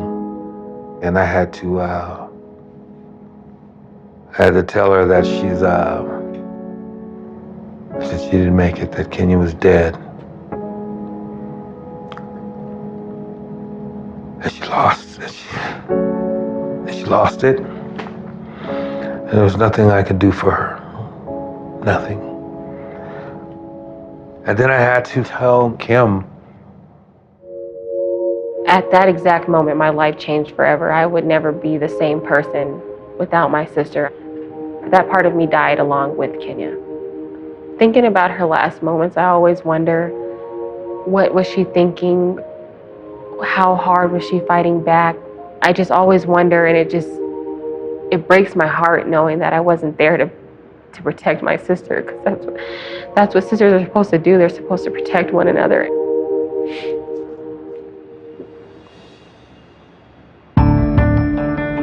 We proceeded to take Travis back to the Fort Collins Police Department, where Nash and I conducted an interview. That was part of the deal. You show us where she is, and then we'll interview you. And if he didn't, his deal was off. It was important to know what actually happened. Travis, let's start from the beginning. Let's start March 31st into April 1st. Well, everything is true about what I told you. We did drive to the Conoco to see if it had cigarettes, to see if it was open. And it didn't. She was being very flirty with me, and she was very drunk. And I definitely took advantage of her being drunk. We got in the back of my van, and we fooled around a little bit. Well, no, she passed out. I'm not gonna bullshit you. And I had sex with her while she was passed out. She kind of came to, and she realized that we had had sex, and she started hitting me. And I started hitting her back. When you say by hitting, were you punching her? Yes. Okay. And then she started to scream. And I strangled her, strangled her, I strangled her, and I killed her. We're done. He's admitted that he did this. Once he gets past the point of the strangulation, it's just filling in little holes, thinking part for the investigation, but also for the family. They're going to want answers. They're going to want to know things. I drove around. I drove a whole day with her in the back of my van. Was she just in the back of your van, or was she in something? I had her inside the cooler. I went back to the bakery. I put Kenya in the freezer. I didn't know where else to do. I didn't know where else to put her. I cut Kenya's clothes off, and I burned them. I burned everything that she touched, and then I drove to where I took you guys today. It was difficult to hear what he was saying. I'm just thinking to myself, you have no idea the impact that you had on so many lives. Her family, her friends. You have no idea what you've done. I think his motive was power. He was nothing more than a predator. You know, he was looking for an opportunity to take advantage of really intoxicated women. And that's exactly what he did. And I think that if he'd gotten away with Lydia also, definitely, I think there would have been more victims. After Travis confessed, he pled guilty at his first court appearance to first-degree murder and was sentenced to life without the possibility of parole. He then also pled guilty to the attempted murder of Lydia Tillman and ultimately was sentenced to 48 years consecutive to his Denver case.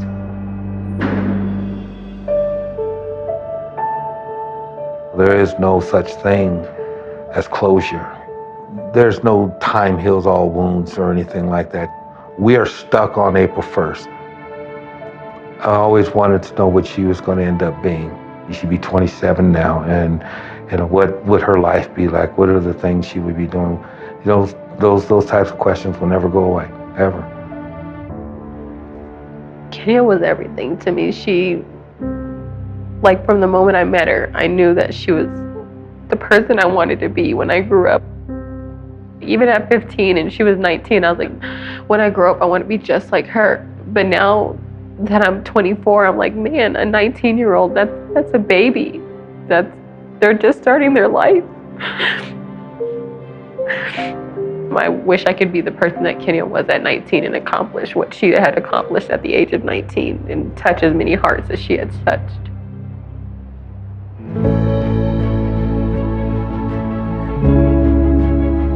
I feel like no matter what I do, Kenya's always there.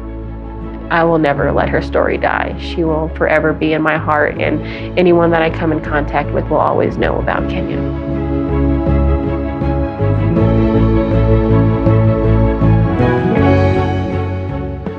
For more about Criminal Confessions, go to oxygen.com.